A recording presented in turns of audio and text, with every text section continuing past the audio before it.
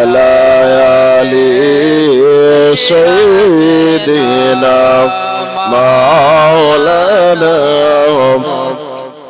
অগমদের দয়াল মাওলা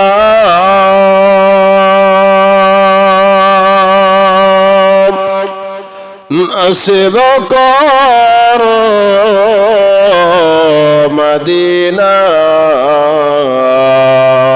অগমদের দয়াল মাওলা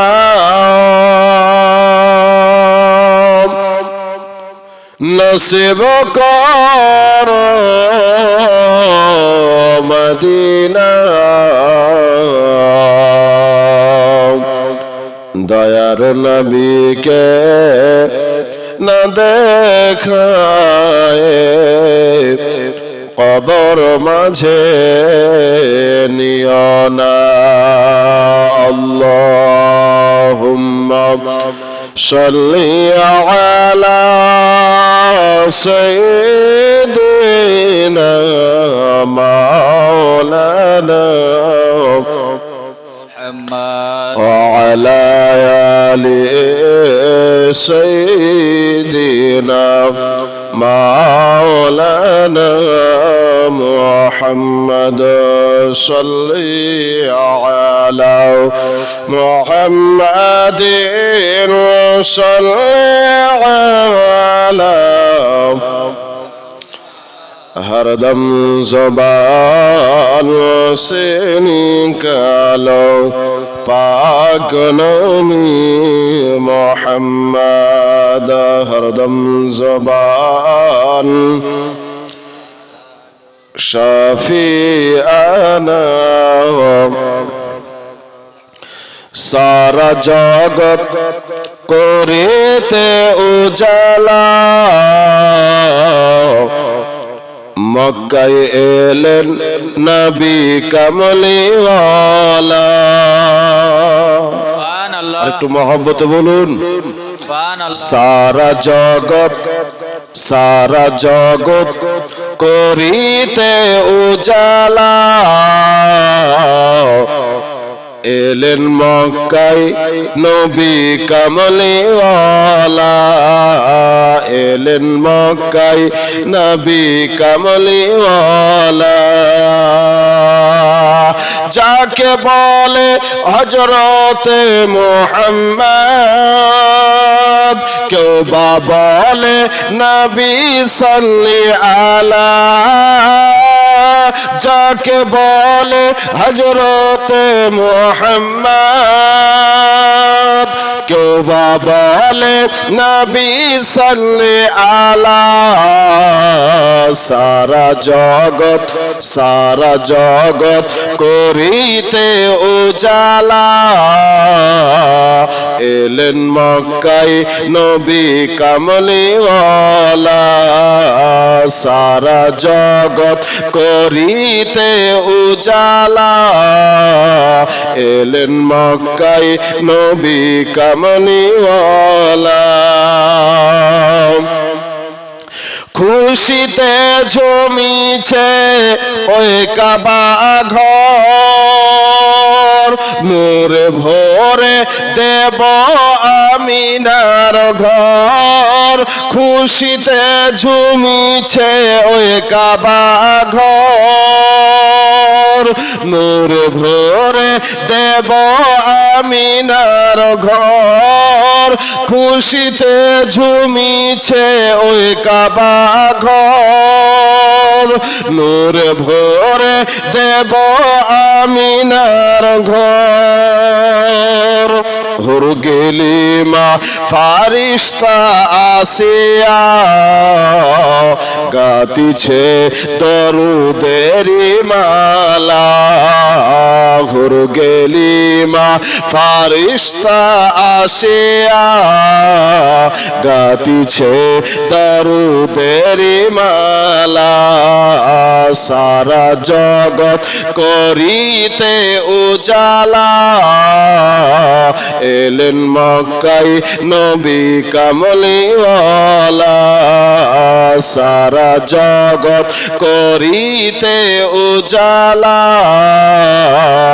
এলেন মক্কায় নবী কামলিওয়ালা।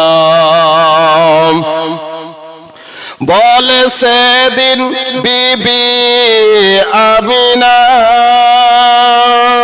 শোনো শোনো শোনো দাই হালিমা। বলে সেই দিন বিবি আমিনা,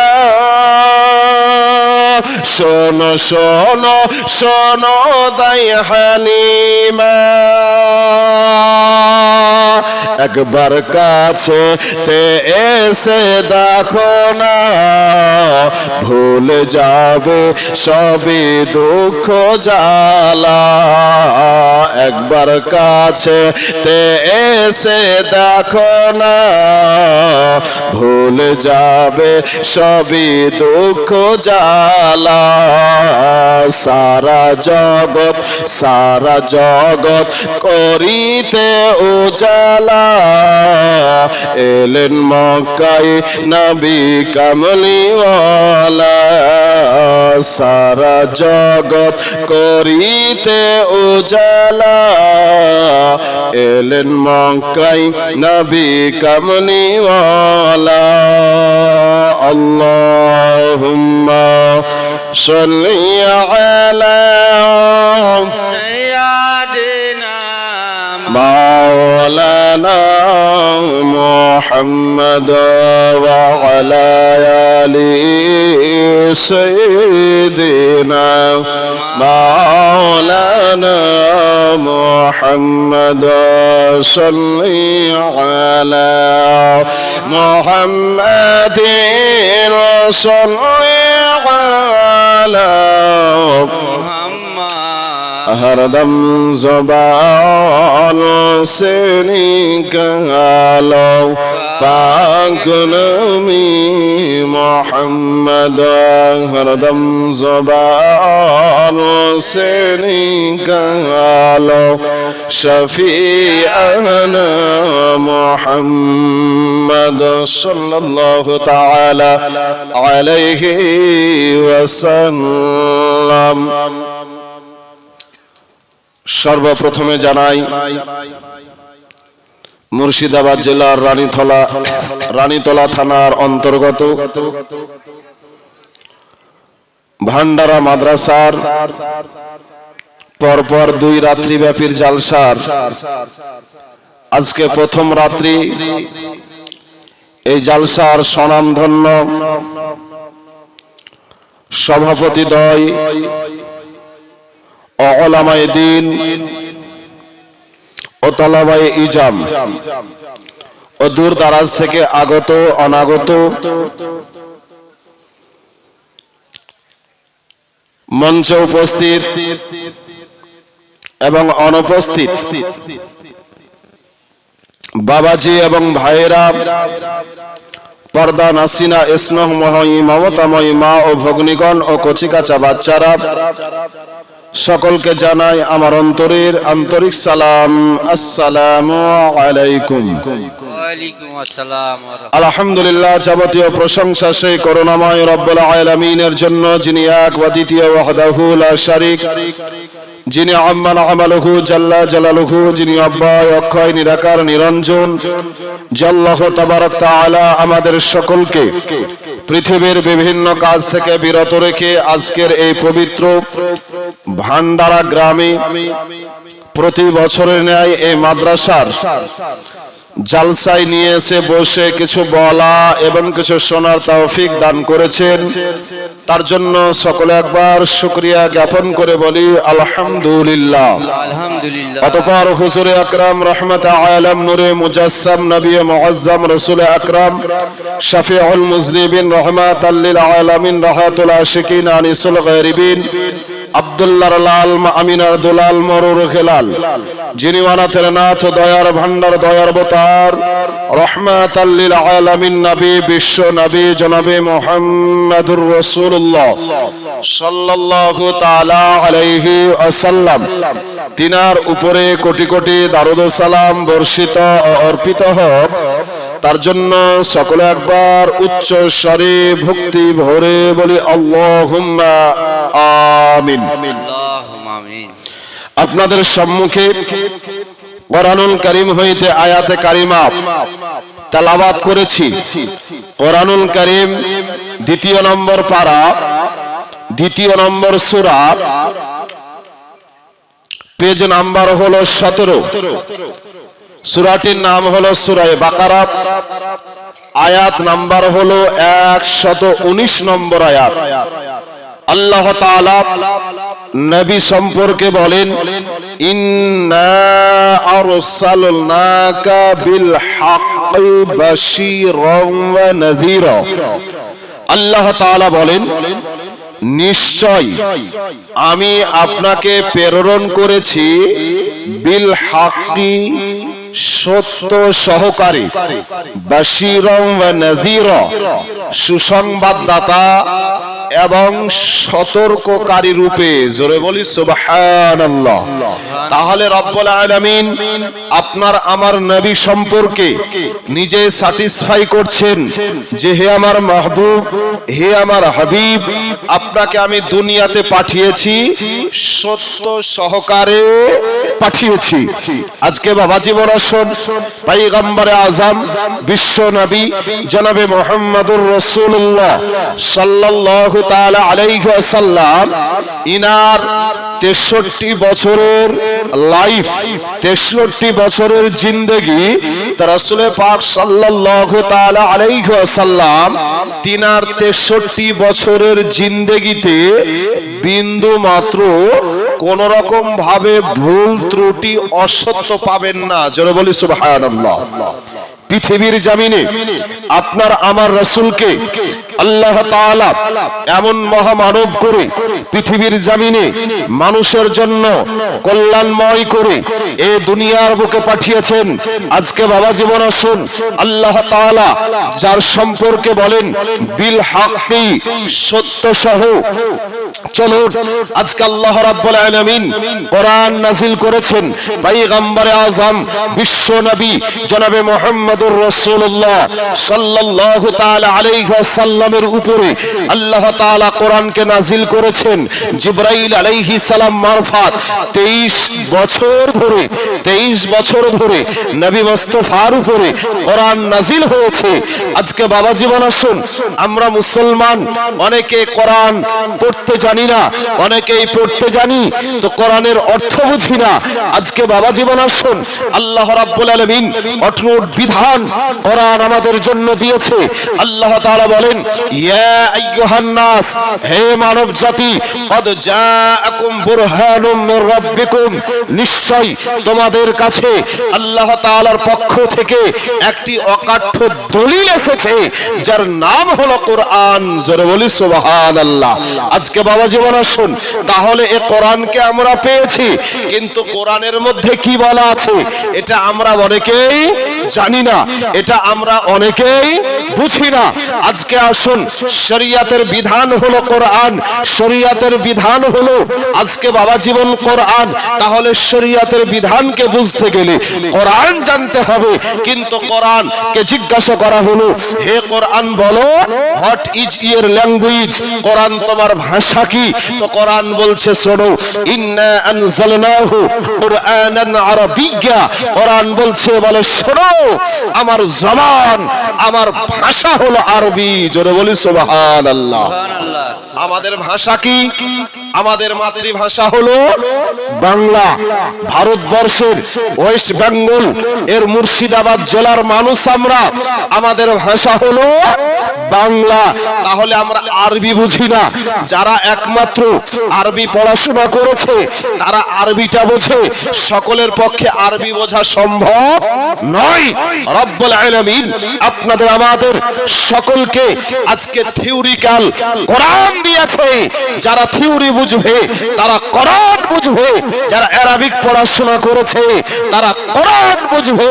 কিন্তু বাবা জীবন আসুন এই শরীয়তটাকে রব্বুল আলামিন আপনাদের আমাদের কাছে উপস্থাপন করেছে এমন সুন্দর করে, সেটা আমার বিশ্ব নবীর মাধ্যমে। জোরে বলি সুবহানাল্লাহ। কার মাধ্যমে? একটু জোরে বলুন না ভাই, আর একটু জোরে বলুন। বিশ্বনবীর মাধ্যমে আল্লাহ তাআলা কোরআনকে বিশ্বনবীর মাধ্যমে কেমন করে দিলেন? কোরআনকে যদি জিজ্ঞাসা করা হয়, হে কোরআন তুমি বলো নামাজ পড়বো তো কেমন করে পড়বো, তো কোরআন বলছে যে ওই বিধানটা আমার কাছে নাই। আচ্ছা, নামাজ কেমন করে পড়বো কোরআনে আছে? একটু জোরে বলুন না। নাই।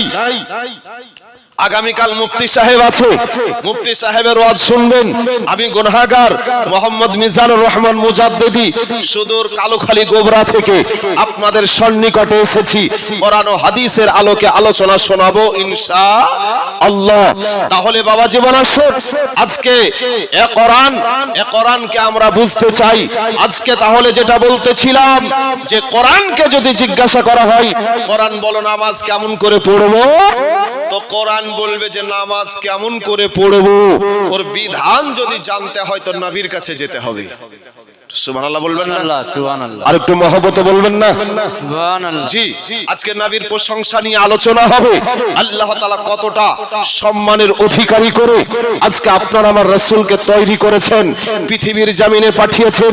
আজকে বাবা জীবন আসুন, এই পৃথিবীর জমিনে সব চাইতে বড়, ভাবতে অবাক লাগে আর বলতে আপনার দুঃখ লাগে, আমরা মুসলমান হয়েছি, হওয়ার পরেও কোন দল কোন মত তারা আপনার বুখারী পড়ছে তো নবীর ভুল খোঁজার জন্য, মুসলিম পড়ছে তো নবীর দোষ খোঁজার জন্য, ইবনে মাজাহ শরীফ পড়ছে তো নবীর কোথায় কমজোর জায়গা সেটা বের করার চেষ্টা।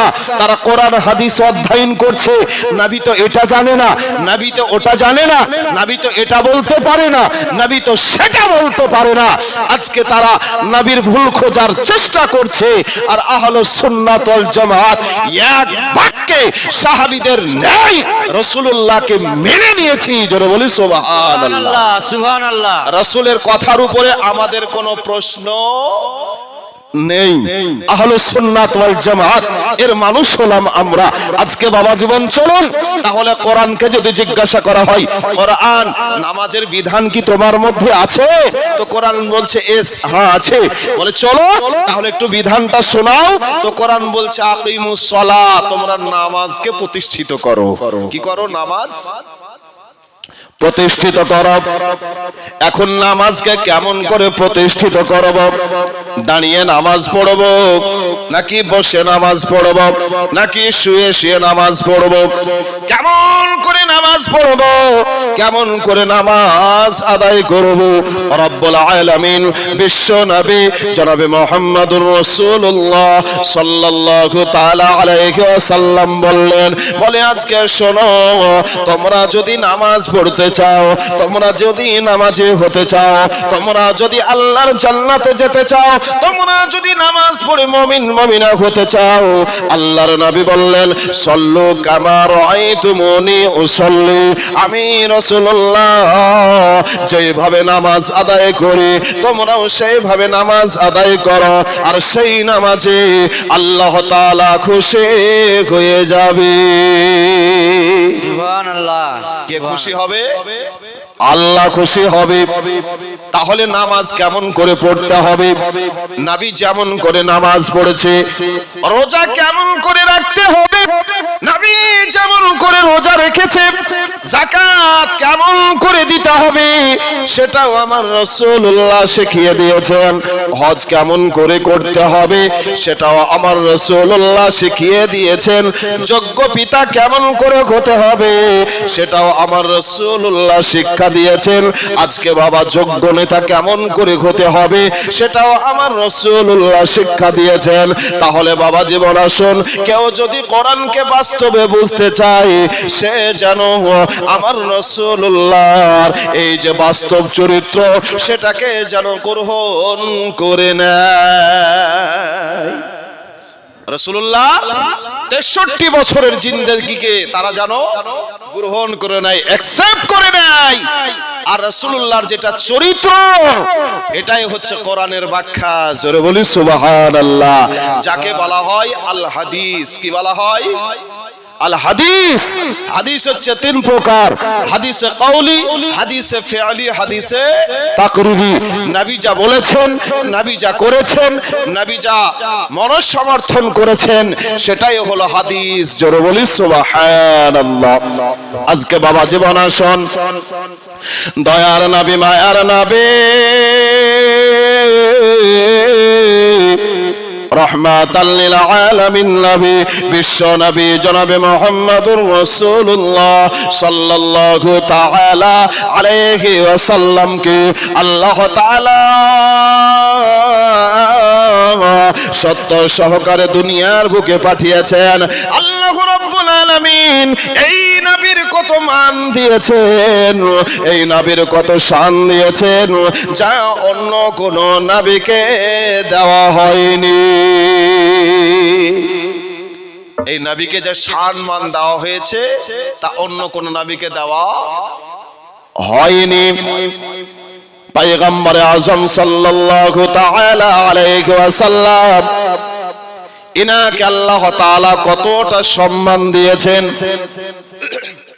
মিরাজের রাত্রি আল্লাহ তাআলা জিবরাইলকে বলেন, হে জিবরাইল, যাও যাও মক্কা নগরীতে চলে যাও, আমার হাবিব উম্মে খানির বাড়িতে আরাম করতে আছে। হে জিবরাইল, 70,000 বোরাকের মধ্য হইতে একটি বোরাককে নির্বাচন করে নাও। করে নেওয়ার পর 70,000 রহমতের ফারিস্তা নিয়ে আমার রাসূলুল্লাহর দরবারে চলে যাও। জিবরাইল মক্কা নগরীতে উম্মে হানির বাড়িতে চলে আসলেন। আসার পরে দেখতে আছেন বিশ্বনবী সাল্লাল্লাহু তাআলা আলাইহি ওয়াসাল্লাম শায়িত অবস্থায়, নিদ্রিত অবস্থায় রয়েছে। জিবরাইল চিন্তা ভাবনা করল, নবীকে কেমন করে জাগাবো, নবীর কেমন করে ঘুম ভাঙাবো। নবীকে যদি তহা বলে ডাকে তাহলে বেয়াদবি হয়ে যাবে, ইয়াসিন বলে যদি ডাকে বেয়াদবি হয়ে যাবে, মুজাম্মিল বলে যদি ডাকে বেয়াদবি হয়ে যাবে, মুতাসসির বলে যদি ডাকে বেয়াদবি হয়ে যাবে। জিবরাইল নবীকে যেন জাগাতে পারে না, জাগাতে পারে না। রব্বুল আলামিনকে বলেন, বলে আল্লাহ আপনার হাবিবকে কেমন করে জাগাবো, আপনার দোস্তকে কেমন করে জাগাবো। মহান আল্লাহ তাআলা জিবরাইল আলাইহিস সালামকে বলেন, ইয়া জিবরিল কবিল কদাবাইহি। আল্লাহ তাআলা জিবরাইলকে বলেন, ও জিবরাইল, তোমার ঠোঁট দুটাকে আমার নবীর দুই কদমে লাগিয়ে দাও।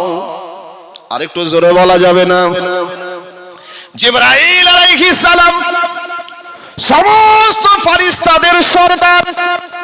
আল্লাহ তাআলা বলেন, বলে জিবরাইল, তোমার ওই ঠোঁট দুটোকে আমার নবীর কদমে লাগিয়ে দাও। জিবরাইল আলাইহিস সালাম যেমনি বাবা ওই ঠোঁট দুটাকে বিশ্ব রাসূলের কদমে লাগিয়ে দিয়েছে, আল্লাহ রাসূল সাল্লাল্লাহু তাআলা আলাইহি ওয়াসাল্লাম সঙ্গে সঙ্গে ঠান্ডা অনুভব করলেন। অনুভব করার পর আল্লাহর রাসূলের চক্ষুদ্বয় খুলে গেল।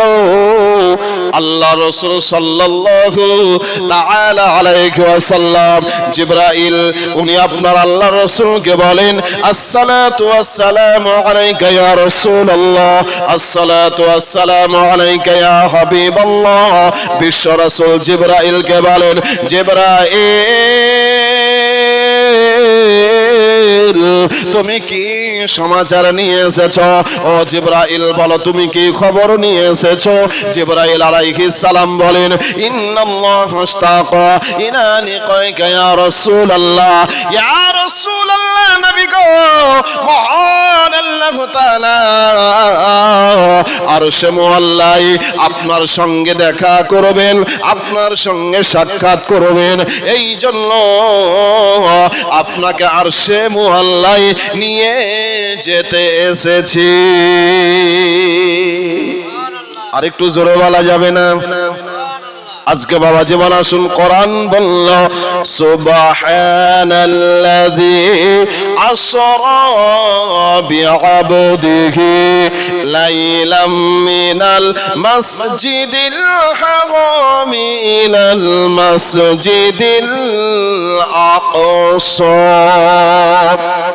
আল্লাহ রাসূলের মিরাজ হয়েছে কোরআন দ্বারা প্রমাণিত। মসজিদে হারাম থেকে মসজিদ আকসা পর্যন্ত আল্লাহ তাআলা 15 নম্বর পারা সূরা বনী ইসরাঈলের 1 নম্বর আয়াতে বলেন সুবহান, পবিত্রতা তারই জন্য আল্লাযী আসরা বিআবদিহি, যিনি আপন বান্দাকে রাতারাতি নিয়ে গিয়েছেন মিনাল মসজিদিল হারামি ইলাল মসজিদিল আকসা। শবে মেরাজের রাত্রিতে বিশ্ব রাসূলকে আল্লাহ তাআলা মসজিদে হারাম থেকে মসজিদে আকসা পর্যন্ত নিয়ে গিয়েছে। জিবরাইল আলাইহিস সালাম মাঝখানে বাবা অনেক লম্বা চওড়া হাদিস রয়েছে, আপনাদেরকে আমি শুধু বোঝাতে চাই মহান আল্লাহ তাআলা বিশ্ব রাসূলকে কতটা সম্মান দিয়েছেন যা অন্য কোন নবীকে দেওয়া হয় নাই। তাহলে অন্য নবীরা আপনার আমার নবীর সমতুল্য যদি না হতে পারে, তাহলে আপনারা আমরা কেমন করে নবীকে নিজের সমতুল্য বলে দাবি করতে পারি? আচ্ছা, দাবি করা যাবে গো? একটু জোরে বলুন না, দাবি করা যাবে না? একটু চলুন আপনাদেরকে শোনাই। জিবরাইল আলাইহিস সালাম বলেন ইয়া রাসূলুল্লাহ, ইয়া হাবিবাল্লাহ, নবী গো, মহান আল্লাহ তাআলা আরশে মুআল্লায় আপনাকে ডেকেছেন এবং ফেরেশতা পাঠিয়েছেন নিয়ে যাওয়ার জন্য। ইয়া রাসূলুল্লাহ, ইয়া হাবিবাল্লাহ, নবী গো, আপনি প্রিপারেশন নিয়ে নিন, আপনি প্রস্তুতি নিয়ে নিন। আল্লাহ তাআলার কাছে আপনাকে যেতে হবে। বিশ্বনবী জনাবে মুহাম্মদুর রাসূলুল্লাহ সাল্লাল্লাহু তাআলা আলাইহি ওয়াসাল্লামের কাছে বাবা বোরাক পেশ করা হলো। আল্লাহর নবীজি দাঁড়িয়ে গেলেন। জিবরাইল আলাইহিস সালাম বলেন ইয়া রাসূলুল্লাহ, ইয়া হাবিবাল্লাহ, নবী গো, আপনার জন্য এতটা সম্মান আল্লাহ তাআলা বোরাক পাঠিয়েছে, রহমতের ফেরেশতা পাঠিয়েছে। ইয়া রাসূলুল্লাহ, আপনি তাড়াতাড়ি করে এই বোরাকের উপরে আরোহণ করুন। বিশ্ব নবীজি আমার দাঁড়িয়ে গেলেন। জিবরাইল আলাইহিস সালাম বলেন ইয়া রাসূলুল্লাহ, ইয়া হাবিবাল্লাহ, নবী গো, আপনি কেন অপেক্ষা করছেন? দয়ার নবী, মায়ার নবী, আপনাদের আমাদেরকে স্মরণ করে বলতে আছে ও জিবরাইল,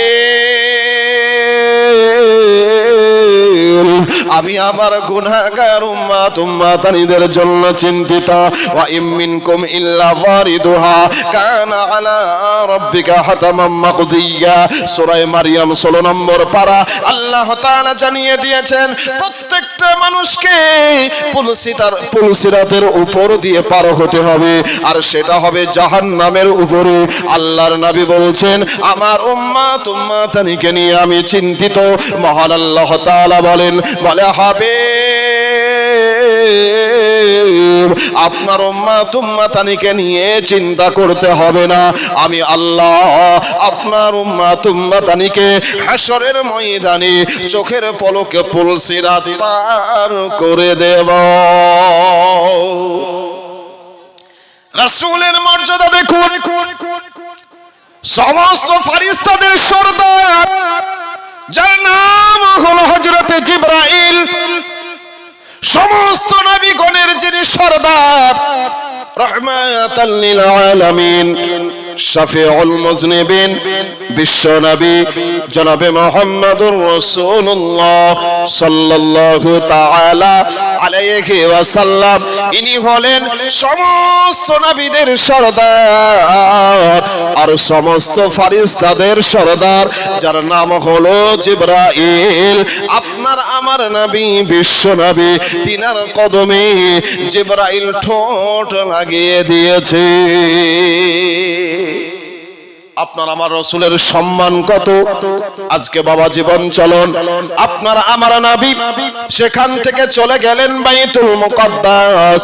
হাদিসটা অনেক লম্বা বাবা, সংক্ষিপ্ত আকারে নবীর সম্মান বোঝাতে গিয়ে টুকরা টুকরা করে হাদিসটা বলতে আছে।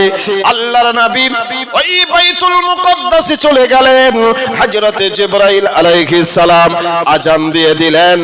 1 লক্ষ মাতান্তরে 2,24,000 নবী ও রাসূলগণ সকলে ওই জায়গাতে যেন উপস্থিত হয়ে রয়েছে। এমত অবস্থায় জিবরাইল আলাইহিস সালাম বলেন, ইয়া রাসূলুল্লাহ, ইয়া হাবিবাল্লাহ, নবী গো, সমস্ত নবীরা হবে মুক্তাদি আর আপনিও হবেন ইমাম। পয়গম্বর আযম বিশ্ব নবী জনাবে মুহাম্মদুর রাসূলুল্লাহ সাল্লাল্লাহু তাআলা আলাইহি ওয়াসাল্লাম ওই মিরাজের রাত্রিতে বাবা বাইতুল মুকাদ্দাসে 2 রাকাত নামাজ পড়ালেন। আপনার আমার নবী তিনি হলেন ইমাম আর সমস্ত নবীরা হলেন মুক্তাদি। বাবা জীবন আসুন আপনার আমার নবী আল্লাহ তাআলা সম্পর্কে সূরা হাদীদের মধ্যে একটি আয়াত অবতীর্ণ হয়েছে, হুয়াল আউয়াল ওয়াল আখির ওয়াজ যাহির ওয়াল বাতিন। আল্লাহ তাআলা হলেন প্রথম, আল্লাহ তাআলাই হলেন শেষ, আল্লাহ তাআলাই হলেন গোপন, আল্লাহ তাআলাই হলেন প্রকাশ্য। মুফাসসিরগণ এই আয়াতের মধ্যে আল্লাহ রাসূলকেও বলেছেন নবী হলেন শুরু, নবী হলেন শেষ, নবী হলেন গোপন আর নবী হলেন প্রকাশ্য। আল্লাহর নবীকে সবার আগে তৈরি করা হলো। পয়গম্বর আযম সাল্লাল্লাহু তাআলা আলাইহি ওয়াসাল্লাম বলেন, কুনতু নাবিয়্যাম ওয়া আদামু বাইনাল মা'i ওয়াত তিন। আমি ওই সময়তে নবী ছিলাম। আদম আলাইহিস সালাম যখন পানি এবং মাটির মধ্যে মিশ্রিত ছিল, আমি নবী তখনও নবী ছিলাম। বলি সুবহানাল্লাহ। দয়ার নবী তিনাকে আল্লাহ তাআলা সর্বপ্রথমে তৈরি করলেন যখন আরশ ছিল না, যখন কুরসি ছিল না, যখন কোনো কিছুই ছিল না। মহান আল্লাহ তাআলা সর্বাগ্রে সবার প্রথমে আপনার আমার নবীকে সৃষ্টি করলেন, তৈরি করলেন। আল্লাহ তাআলা সমস্ত নবীদের শেষ নবী করে এই পৃথিবীর জমিনে পাঠালেন এবং বাইতুল মুকাদ্দাসে আল্লাহর নবী সাল্লাল্লাহু তাআলা আলাইহি ওয়াসাল্লামকে সমস্ত নবীদের ইমাম বানিয়ে দিয়ে আল্লাহ তাআলা বিশ্ববাসীকে জানিয়ে দিলেন নবী হলেন আখির, নবী হলেন শুরু, নবী হলেন শেষ, নবী হলেন গোপন আর নবী হলেন প্রকাশ্য। একটু আওয়াজ করে বলি সুবহানাল্লাহ। আজকে বাবা জীবনে যে হ্যান্ডবিল দেখছেন, এটা কি বললাম? হ্যান্ডবিল। হ্যান্ডবিলে প্রধান বক্তার নাম কি শেষে না প্রথমে? একটু জোরে বলুন, আর একটু জোরে বলুন। প্রথমে আছে। তাহলে স্টেজে সর্বপ্রথম কাকে দেওয়া দরকার? একটু জোরে বলুন না। 1 নম্বর বক্তাকে দিতে হবে কিনা? একটু জোরে বলুন না। কিন্তু না, সবচাইতে জ্ঞানী গুণী বক্তা তাকে আমরা 1 নম্বরে রাখি, প্রধান বক্তা। ওনাকে আগে সিলেক্ট করা হয়, কথা ঠিক না ভুল? তারপরে বাকি বক্তাগুলোকে সিলেক্ট করা হয়, নাম্বার দেওয়া হয় 2, 3, 4, 5। কিন্তু বাবা ওঠানোর সময় লাস্টে থেকে ওঠানো হয়, কথা ঠিক না কি ভুল? প্রধান বক্তাকে সবার শেষে দেওয়া হয়। প্রধান বক্তার সম্মান সবচাইতে বেশি। এর জন্য প্রধান বক্তাকে সবার শেষে দেওয়া হয়। আল্লাহ তাআলা বলেন, আমি যত নবী রাসূল তৈরি করেছি সবার প্রথমে মুহাম্মাদুর রাসূলুল্লাহ সাল্লাল্লাহু তাআলা আলাইহি ওয়াসাল্লামকে তৈরি করেছি ভালোবেসে। আমার নাম আমি আল্লাহ দিয়েছি লা ইলাহা ইল্লাল্লাহ, আমার নবীর নাম দিয়েছি মুহাম্মাদুর রাসূলুল্লাহ। লা ইলাহা ইল্লাল্লাহ অক্ষরগুলি হলো নোক্তা ছাড়া, মুহাম্মাদুর রাসূলুল্লাহ অক্ষরগুলা হলো নোক্তা ছাড়া। লা ইলাহা ইল্লাল্লাহ এর মধ্যে আছে 12টা অক্ষর, মুহাম্মাদুর রাসূলুল্লাহ এর মধ্যে আছে 12টা অক্ষর। আল্লাহ তাআলা জানাচ্ছেন রাত্রি হলো 12 ঘন্টা আর দিন হলো 12 ঘন্টা, 12 12 24।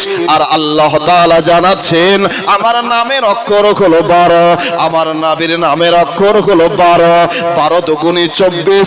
আল্লাহ তাআলা জানিয়েছেন, বলে শোনো, কেউ যদি মহব্বতের সঙ্গে আন্তরিকতার সঙ্গে ইখলাসের সাথে একবার লা ইলাহা ইল্লাল্লাহু মুহাম্মাদুর রাসূলুল্লাহ সাল্লাল্লাহু তাআলা আলাইহি ওয়াসাল্লাম যদি পড়ে নাই, আমি আল্লাহ তার 24 ঘন্টার গুনাহকে ক্ষমা করে দেব।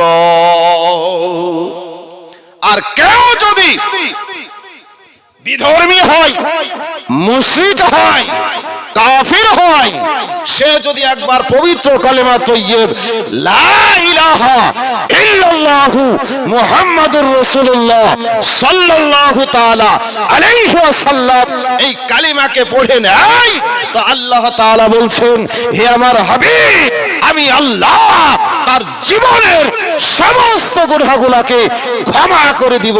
জোরে বলি সুবহানাল্লাহ। তার দৃষ্টান্ত, তার এক্সাম্পল, একজন নবী রাসূল পাক সাল্লাল্লাহু আলাইহি সাল্লামের একজন সাহাবী যার নাম হলো হযরত দাহিয়াতুল কলবি। আপনারা জানেন 70টা জীবিত কন্যাকে হত্যা করেছিল, পুঁতে দিয়েছিল, যেটা আপনার হারাম শরীফের 74 গেটের পাশে একটি জায়গা আছে, ওই জায়গাটা এখনো ব্যারিকেড করে ঘেরা আছে।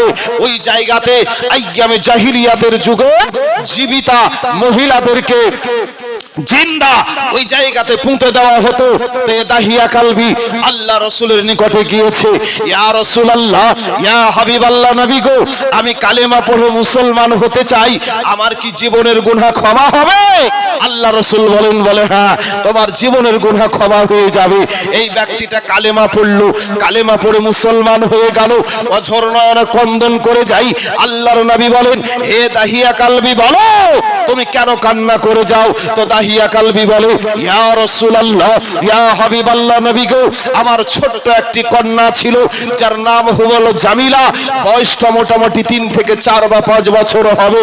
এই কন্যা যখন আমার স্ত্রীর গর্ভে ছিল, আমি বিদেশে গিয়েছিলাম, বিবিকে বলেছিলাম, বিবি যদি পুত্র সন্তান হয় তো রেখে দিও, আর যদি কন্যা সন্তান হয় তাহলে তাকে হত্যা করে দিও। তা আমার বিবি আমার এই কন্যাকে হত্যা করতে পারে নাই। আমি দাহিয়া কালবি বাড়িতে যখন আসি, দেখি আমার কন্যা সন্তান আব্বা আব্বা করে আমার গলাটাকে জড়িয়ে ধরে। ইয়া রাসূলুল্লাহ, আজকে আমি মেয়েকে রাখবো না, সমাজে আমার সম্মান খাটো হয়ে যাবে, আরবের লোকেরা আমাকে সম্মানহানি করবে, এই জন্য আমার ওই ছোট কন্যাকে নিয়ে আমি হত্যা করার জন্য চলে গেলাম।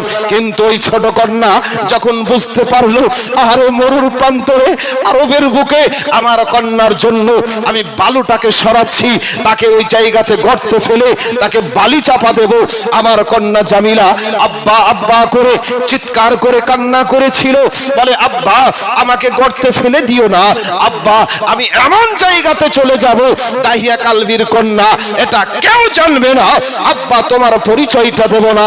কিন্তু আমি নিষ্ঠুর হয়েছিলাম, ওই দিনকে কঠোর হয়েছিলাম। ইয়া রাসূলুল্লাহ, ইয়া হাবিবাল্লাহ, নবী গো, আমার চোখ দিয়ে অঝর নয়ন নয়নে পানি ঝরে পড়েছিল। আল্লাহর নবীকে এই কথা বলছেন, আল্লাহর রাসূলের চোখ দিয়ে টস টস করে পানি ঝরছে। ইয়া রাসূলুল্লাহ, আমি এতটা নিষ্ঠুর ছিলাম, আমি এতটা কঠোর ছিলাম, আমার কন্যা আমার কাছে এত অনুনয় বিনয় করেছিল।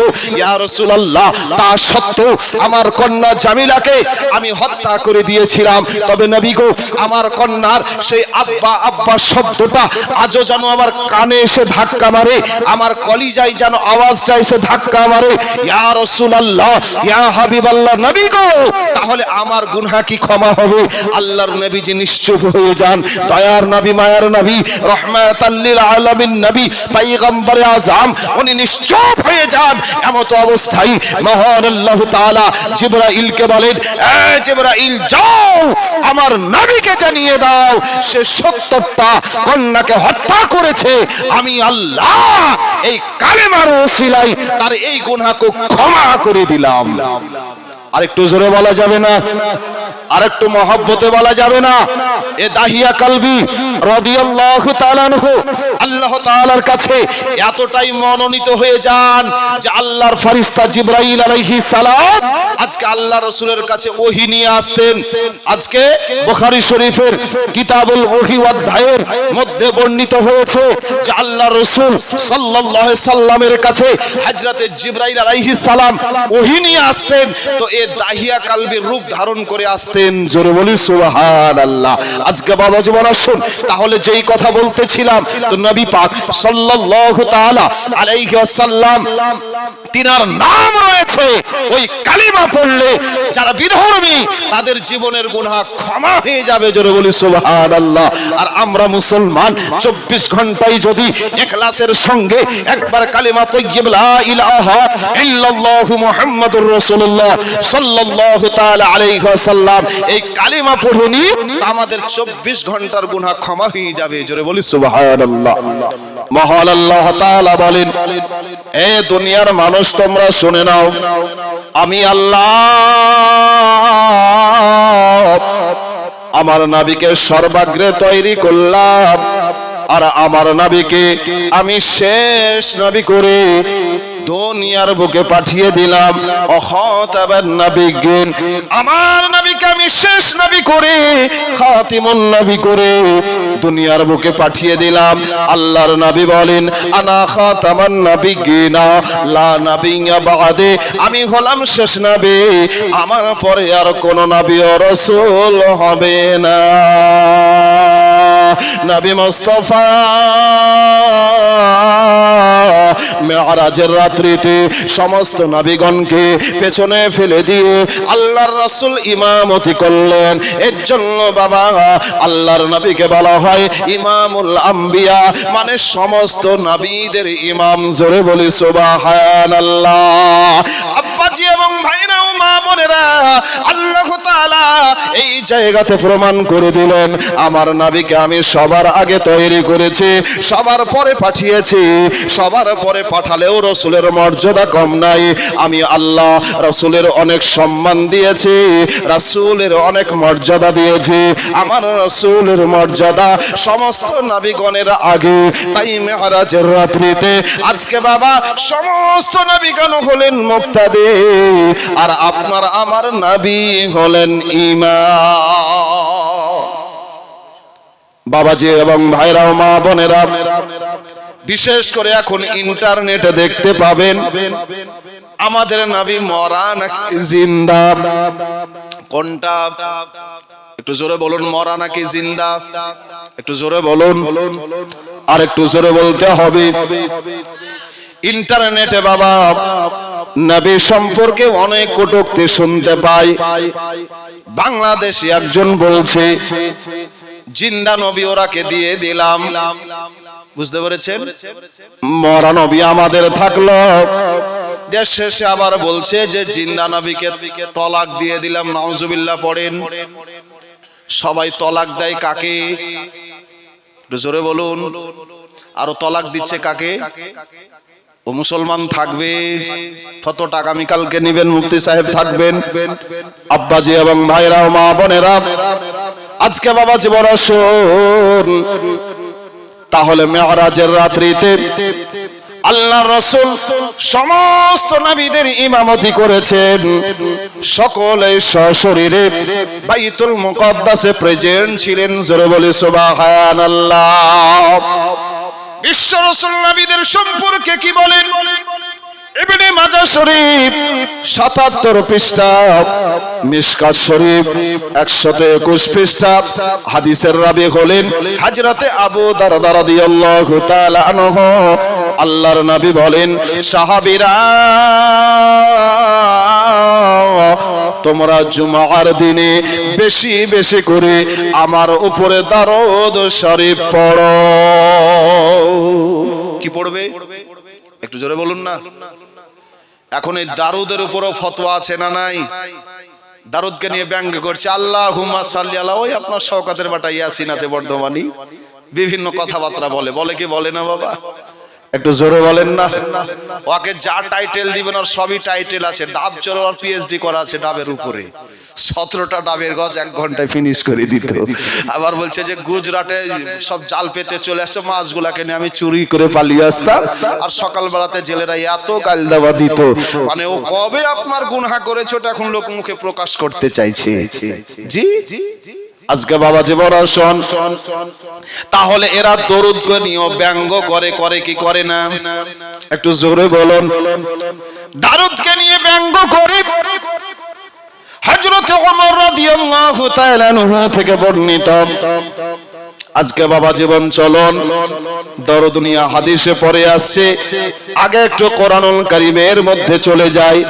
দারুদ এবং সালামের কোনো হুকুম আছে কিনা একটু আপনারা নোট করতে পারেন।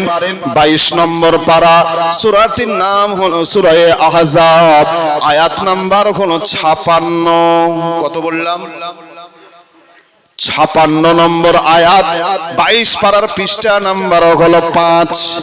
আল্লাহ তাআলা বলেন, ইন্নাল্লাহা ওয়া মালাইকাতাহু ইউসাল্লুনা আলান নাবী ইয়া আইয়ুহাল্লাযীনা আমানু صلوا عليه وسلموا تسليما। গভীর মনোযোগ দিয়ে ভালো করে শুনবেন বাবা। আল্লাহ তাআলা বলেন, ইন্নাল্লাহা, নিশ্চয় আল্লাহ, ওয়া মালাইকাতাহু, এবং তিনার ফারিস্তা মণ্ডলী, ইউসাল্লুনা আলান নবী, অদৃশ্য বক্তার নবীর উপরে, ইউসাল্লুনা, দারুদ পড়ছেন এবং ভবিষ্যতেও পড়বেন। জোরে বলি সুবহানাল্লাহ। ইউসাল্লুনা আরবিতে বাবা এটাকে ফেলে মুজারে বলা হয়, যার অর্থ হয় দুটো, প্রেজেন্ট এন্ড ফিউচার, বর্তমান এবং ভবিষ্যৎ। আল্লাহ তাআলা বলেন, আমি এবং আমার ফারিস্তা মণ্ডলীরা এই বিশ্ব নবীজির উপরে দারুদ পড়ি। আল্লাহ তাআলা তারপরে বলতে আছেন, শোনো, ইয়া আইয়ুহাল্লাযীনা আমানু সাল্লু আলাইহি ওয়া সাল্লিমু তাসলিমা। আল্লাহ তাআলা বলেন, হে বিশ্বাসীগণ, হে ঈমানদারগণ, সাল্লু আলাইহি, তোমরাও সেই নবীর উপরে দারুদ পড়ো, ওয়াসাল্লিমু তাসলিমা, আর তোমরা খুব সালাম প্রেরণ করো, সালাম পড়ো। তাহলে বাবা দরুদ শরীফ পড়তে হবে, এই বিধান কোরআনের মধ্যে আছে না নাই? একটু জোরে বলুন। দারুদ পড়তে হবে, তার বিধান কোরআনের মধ্যে আছে। সালাম পড়তে হবে, তার বিধান কোরআনুল কারীমের মধ্যে আছে। আছে না নাই? একটু জোরে বলুন। আছে। এখন কথা হলো, দারুদ শরীফ পড়বো, কোন দারুদ শরীফ পড়বো? এটা কিন্তু নির্ধারিত করা নয়, মুতলাকান শব্দ বলা আছে, আম শব্দ বলা আছে, যে দারুদ আপনি পড়বেন সেটাই পড়া যাবে। কিন্তু বাবা কিছু কাঠমোল্লা মানুষে এরা বলছে দারুদে ইব্রাহিম ছাড়া পড়া যাবে না। তাদেরকে বলবো তোমরা এই দারুদটাকে কেমন করে দারুদে ইব্রাহিম বানিয়ে দিতে পারো। ইব্রাহিম নবীর নাম যতবার রয়েছে এই দারুদের মধ্যে আমার নাম নবীর নাম ততবার রয়েছে। জোরে বলি সুবহানাল্লাহ। তাহলে এই নবীর নামে দারুদ তোমরা কেমন করে বানিয়ে দিতে পারো?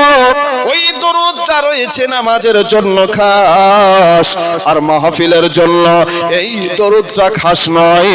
যার যেটা মনে যাবে সে সেই দারুদ পড়বে বাবা। তাহলে আজকে আসুন, তারা বলতে আছে নামাজে যে দারুদ পড়া হয় সেটা সব চাইতে ফজিলতপূর্ণ দারুদ, ওই দারুদটা সব জায়গাতে পড়তে হবে। বলে কি বলে না বাবা? একটু জোরে বলুন।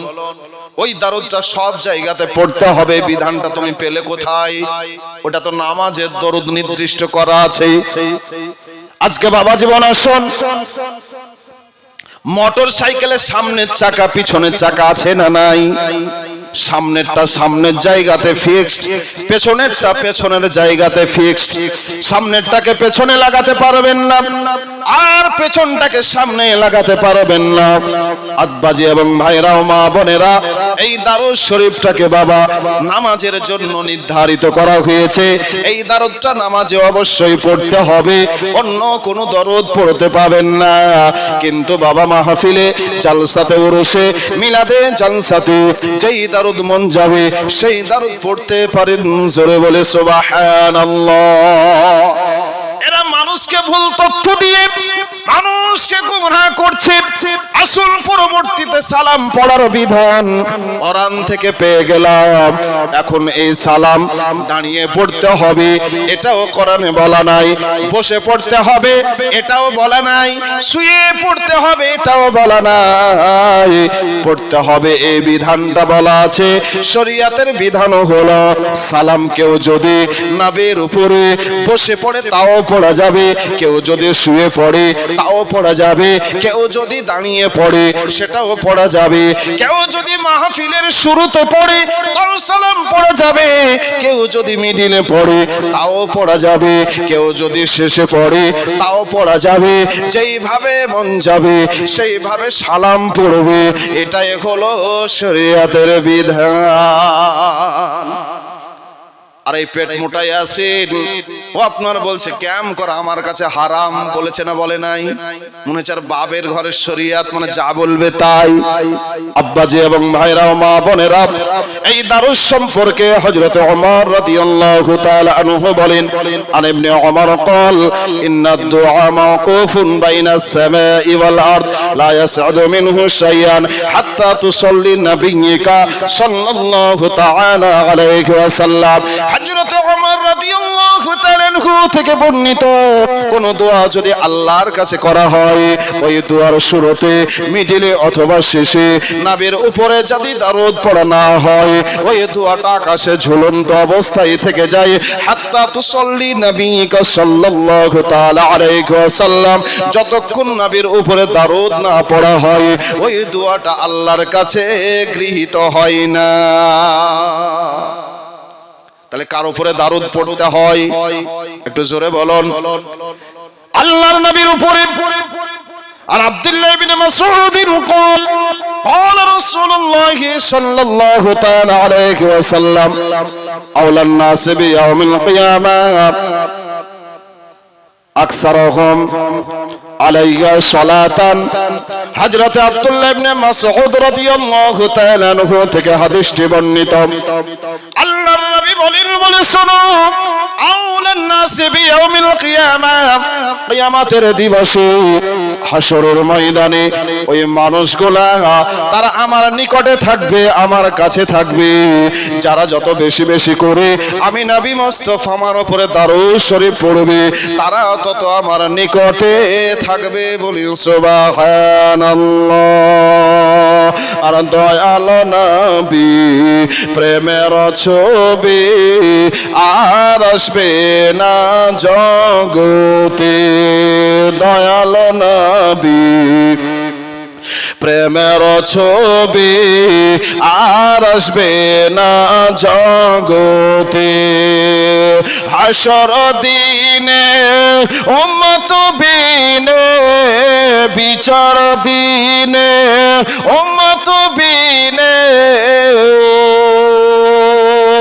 যাবে না নবীজি বেহেশতে দয়াল নবী প্রেমের ছবি আর আসবে না জগতে আমার দয়াল নবী প্রেমের ছবি আর আসবে না জগতে 63 সাল জিন্দগি কাঁদছে বলে উম্মতি 63 সাল জিন্দগি কাঁদছে বলে উম্মতি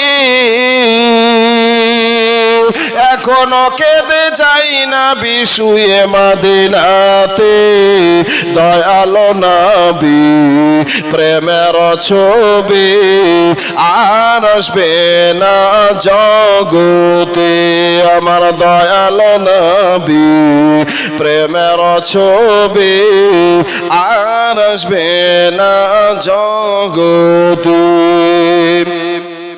মুসলমান বাবাজি এবং ভাইরাও মা বোনেরা যেই কথা বলতেছিলাম আল্লাহর নবী বলেন সাহাবীরা তোমরা শুনে নাও আমার উপরে জুমার দিনে বেশি বেশি করে দারুল শরীফ পড়বে কেননা এই দিনে দুনিয়াটা ধ্বংস হয়ে যাবে আর মহান আল্লাহ তাআলা আদম নবীকে এই জুমার দিন তৈরি করেছে বলে সুবহানাল্লাহ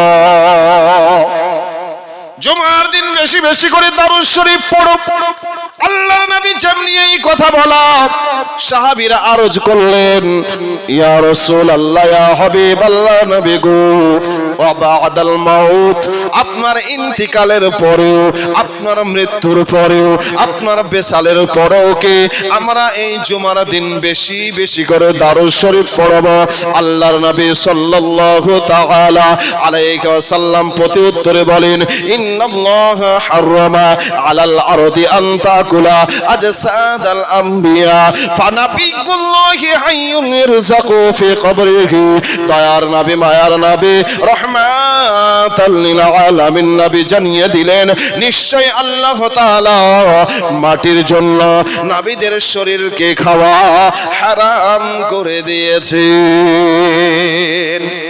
আরেকটু জোরে বলা যাবে না আল্লাহর নবী বলেন মাটির জন্য আল্লাহ তাআলা নবীদের শরীরকে খাওয়া হারাম করে দিয়েছেন আপনার আমাদের জন্য যেমন রক্ত খাওয়া হারাম মানুষের গোশত খাওয়া হলো হারাম মরা পশুর গোশত খাওয়া হলো হারাম যাকে উঁচু জায়গা থেকে ফেলে হত্যা করা হয় তার মাংস খাওয়া হলো হারাম যাকে গলা টিপে হত্যা করা হয় তার মাংস খাওয়া হলো হারাম কোন হালাল পশু যেটা জবাহ করার পূর্বে মারা যায় তার মাংস খাওয়া হলো হারাম যেটা আল্লাহর নাম ছাড়া অন্যের নামে জবাহ করা হয় সেই পশুর গোশত খাওয়াও হলো হারাম মহান আল্লাহ তাআলা সূরা মাইদার মধ্যে একটা লম্বা লিস্ট করে দিয়েছেন বলে সুবহানাল্লাহ এই সমস্ত জিনিসগুলো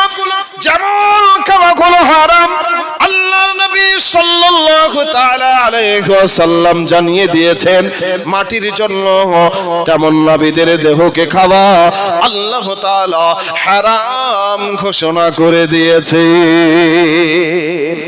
তাহলে নবীগণ মরা নাকি জিন্দা একটু জোরে বলুন নবীগণ হলেন জিন্দা হাদিসের পরবর্তী পরিভাষায় আল্লাহর নবী বলেন ফানাবিকুল্লাহি হাইয়ুন আল্লাহর নবীগণ হলেন জিন্দা বলে সুবহানাল্লাহ ইরযাকু ফি কবরিহি আল্লাহর নবীগণ কবরে রুজি পেতে থাকেন।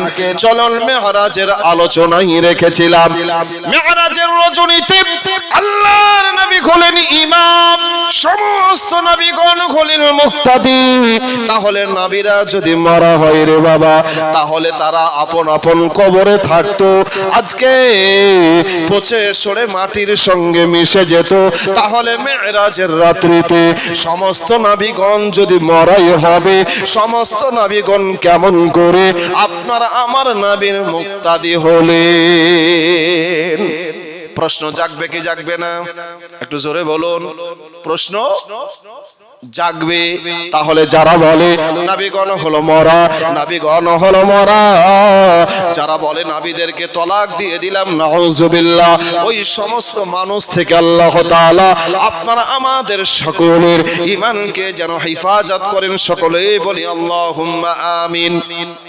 ওই রকম মানুষের সঙ্গে বাবা সম্পর্ক রাখা যাবে না, তাদের সঙ্গে উঠা বসা করা যাবে না, তাদেরকে বাইকট করে চলতে হবে।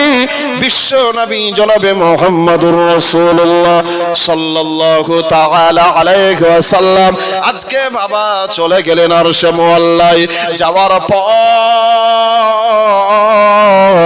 আল্লাহর সঙ্গে দিদার হলো, আল্লাহর সঙ্গে কথা হয়ে গেল।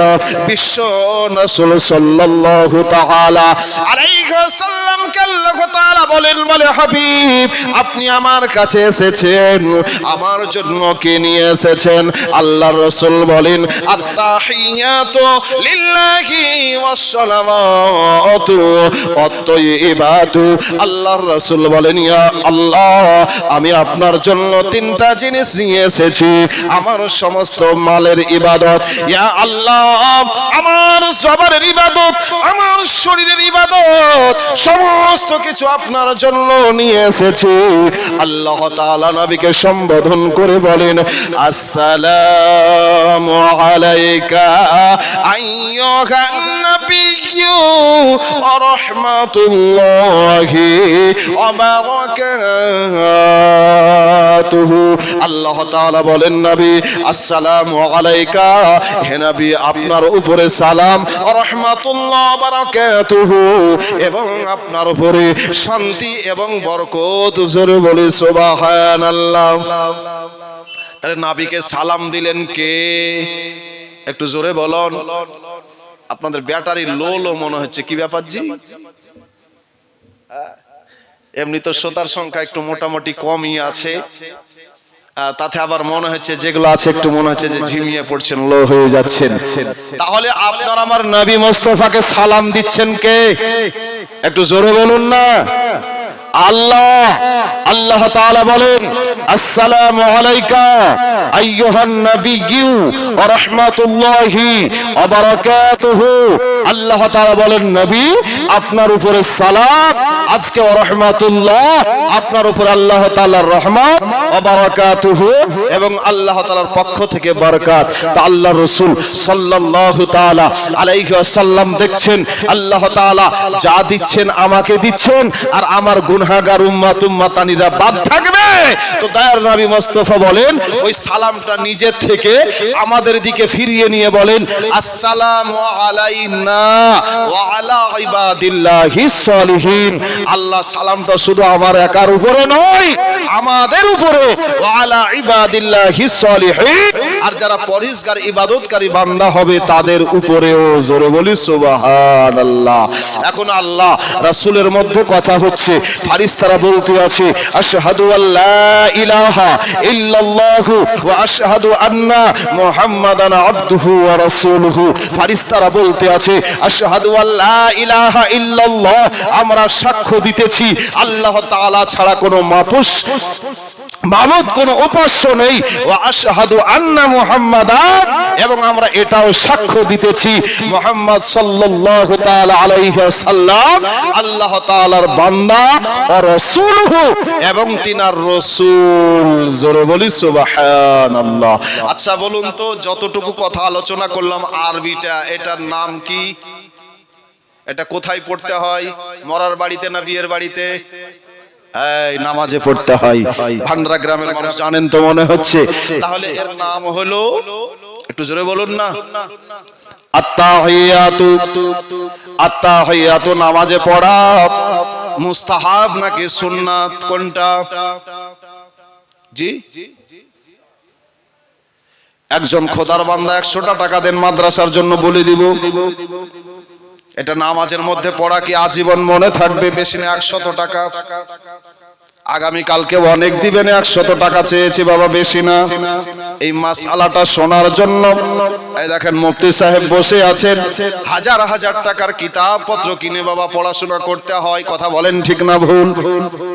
কমসে কম নিজে তো কিনে পড়তে পারেন নাই, মাদ্রাসাতে দেবেন, মাদ্রাসার কাজে লাগানো হবে। ইন্তিকাল করার পরেও কিন্তু সওয়াব পেতে থাকবেন, বেশি নাই 100 টাকা। কোন খোদার বান্দা আছেন আজকে বাবা মাসআলা শুনতে আগ্রহী, বিধান জানতে আগ্রহী, নবীর মাদ্রাসায় 100 টাকা দেবেন? এই দেখেন ভাইজান দিয়েছে 100 টাকা, আল্লাহ তুমি দানকে কবুল করো। আচ্ছা একটা বলেছি, একটাই দিবেন না একটু বেশি হবে? জি দেখেন একটু চেষ্টা করে আদায় না। চলুন আলোচনা আপনাদেরকে শোনাই। এই মাসআলাটা হলো আত্তাহিয়াতু, নামাজের মধ্যে পড়া হলো ওয়াজিব। কি বললাম? একটু জোরে বলুন। তাহলে আত্তাহিয়াতু না জানলে নামাজ হবে? একটু জোরে বলুন, নামাজ হবে না। আত্তাহিয়াতু পড়তে যতটা সময় লাগে ততটা সময় শেষ বৈঠকে বসে থাকা হলো ফরজ, আর আত্তাহিয়াতু পড়া হলো ওয়াজিব। আজকে বাবা জীবন শুন, এই ওয়াহাবী দেওবন্দির দলেরা বলে শোনো, নামাজের মধ্যে নবীর যদি স্মরণ চলে আসে তাহলে নামাজ ভঙ্গ হয়ে যাবে, আর নামাজে যদি বিবির স্মরণ চলে আসে তাহলে নামাজ হয়ে যাবে। একটু নাউজুবিল্লাহ বলবেন না? একটু জোরে বলুন। আহলুস সুন্নাত ওয়াল জামাত হলো নবীর পাগল, আর দেওবন্দিরা হলো আপনার বিবির পাগল। কার পাগল? এর জন্য ফতোয়া দেয়, নামাজে যদি নবীকে সালাম দেওয়া হয়, নবীর যদি স্মরণ চলে আসে তাহলে নামাজ ভঙ্গ হয়ে যাবে, আর বিবির স্মরণ আসলে নামাজ ভঙ্গ হবে না। আহলুস সুন্নাত ওয়াল জামাত এই নাদের মাসআলা হলো নামাজের মধ্যে নবীকে সালাম দিতে হবে, নবীর যদি স্মরণও চলে আসে তাহলে নামাজ ভাঙবে না। বাবা জীবন শোন, এই নামাজের মধ্যে নবীকে সালাম, নামাজের মধ্যে আপনারা আমরা তাকবীরে তাহরিমা বেঁধেছি, আত্তাহিয়াতু পড়েছি, কিরাত পড়েছি, রুকু করেছি, সাজদা করেছি, সমস্ত কিছু করলাম, শেষ বৈঠকে বসে গেলাম। আত্তাহিয়াতু গভীর মনোযোগ দিয়ে শুনবেন। আত্তাহিয়াতু লিল্লাহি ওয়াসসালাওয়াতু ওয়াত-তাইয়্যিবাতু ওয়া রাহমাতুল্লাহি ওয়া বারাকাতুহু, আসসালামু আলাইনা ওয়া আলা ইবাদিল্লাহিস সালিহিন ইলা আখির। আসসালামু আলাইকা শব্দটা বাদ দিলাম, দেওয়ার পরে আত্তাহিয়াতু সমস্তটা পড়ে নিলাম। আচ্ছা বলুন, নামাজ হবে নাকি? একটু জোরে বলুন, নামাজ হবে না। আল্লাহ তাআলা জানিয়ে দিয়েছেন, বান্দা বান্দিরা তোমরা শুনে নাও, পৃথিবীর জমিনে যেমন বাবা একটা আপনার পঞ্চায়েত সার্টিফিকেটের প্রয়োজন, ওই সার্টিফিকেটে প্রধানের যদি সিল থাকে, সহি যদি না থাকে ওটা গ্রহণযোগ্য হবে না, বা সহি আছে সিল যদি না থাকে সেটাও গ্রহণযোগ্য হবে না। মহান আল্লাহ তাআলা এমন সিস্টেমে ইবাদত করে দিয়েছেন, ওই ইবাদতে নবীর যদি বাবা সালাম না থাকে, বিশেষ করে নামাজে, তাহলে আল্লাহ তাআলার দরবারে সেই নামাজ কবুল হবে না। আল্লাহুম্মা সাল্লি আলা মাওলানা মুহাম্মদ ওয়া আলা আলি সাইয়্যিদিনা মাওলানা মুহাম্মদ সাল্লি আলা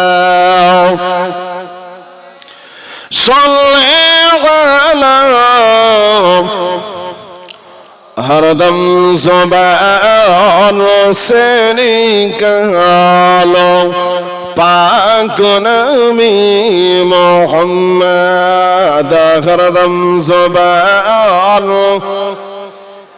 شفیعنا নবীর রওজা শরীফ দেখে মন ভরে না নবীর রওজা শরীফ দেখে মন ভরে না দিদার দাও গো শাহে মদিনা দিদার দাও গো শাহে মদিনা সুবহানাল্লাহ বলুন আর একটু মহব্বতে বলুন আচ্ছা আপনারা রাসূলের রওজা দেখতে চান কিনা সকলেই চাই আল্লাহ তাআলার দয়া আপনাদের দোয়া আমি অধম গুনাহগার নবীজির রওজাতে হাজিরা দিয়ে এসেছি 23 সালের 15 ডিসেম্বর দেশে ফিরেছি বাবা একটু নবীর মহব্বতে বলবেন দিদার দাও গো শাহে মদিনা বলতে পারবেন তো নাকি ইনশাআল্লাহ দেখবেন নবীর মহব্বতের ঝলক ভিতরে চলে আসবে নবীর রওজা শরীফ দেখে মন ভরে না নবীর রওজা শরীফ দেখে মন ভরে না দিদার দাও গো শাহে মদিনা দিদার দাও গো শাহে মদিনা দিদার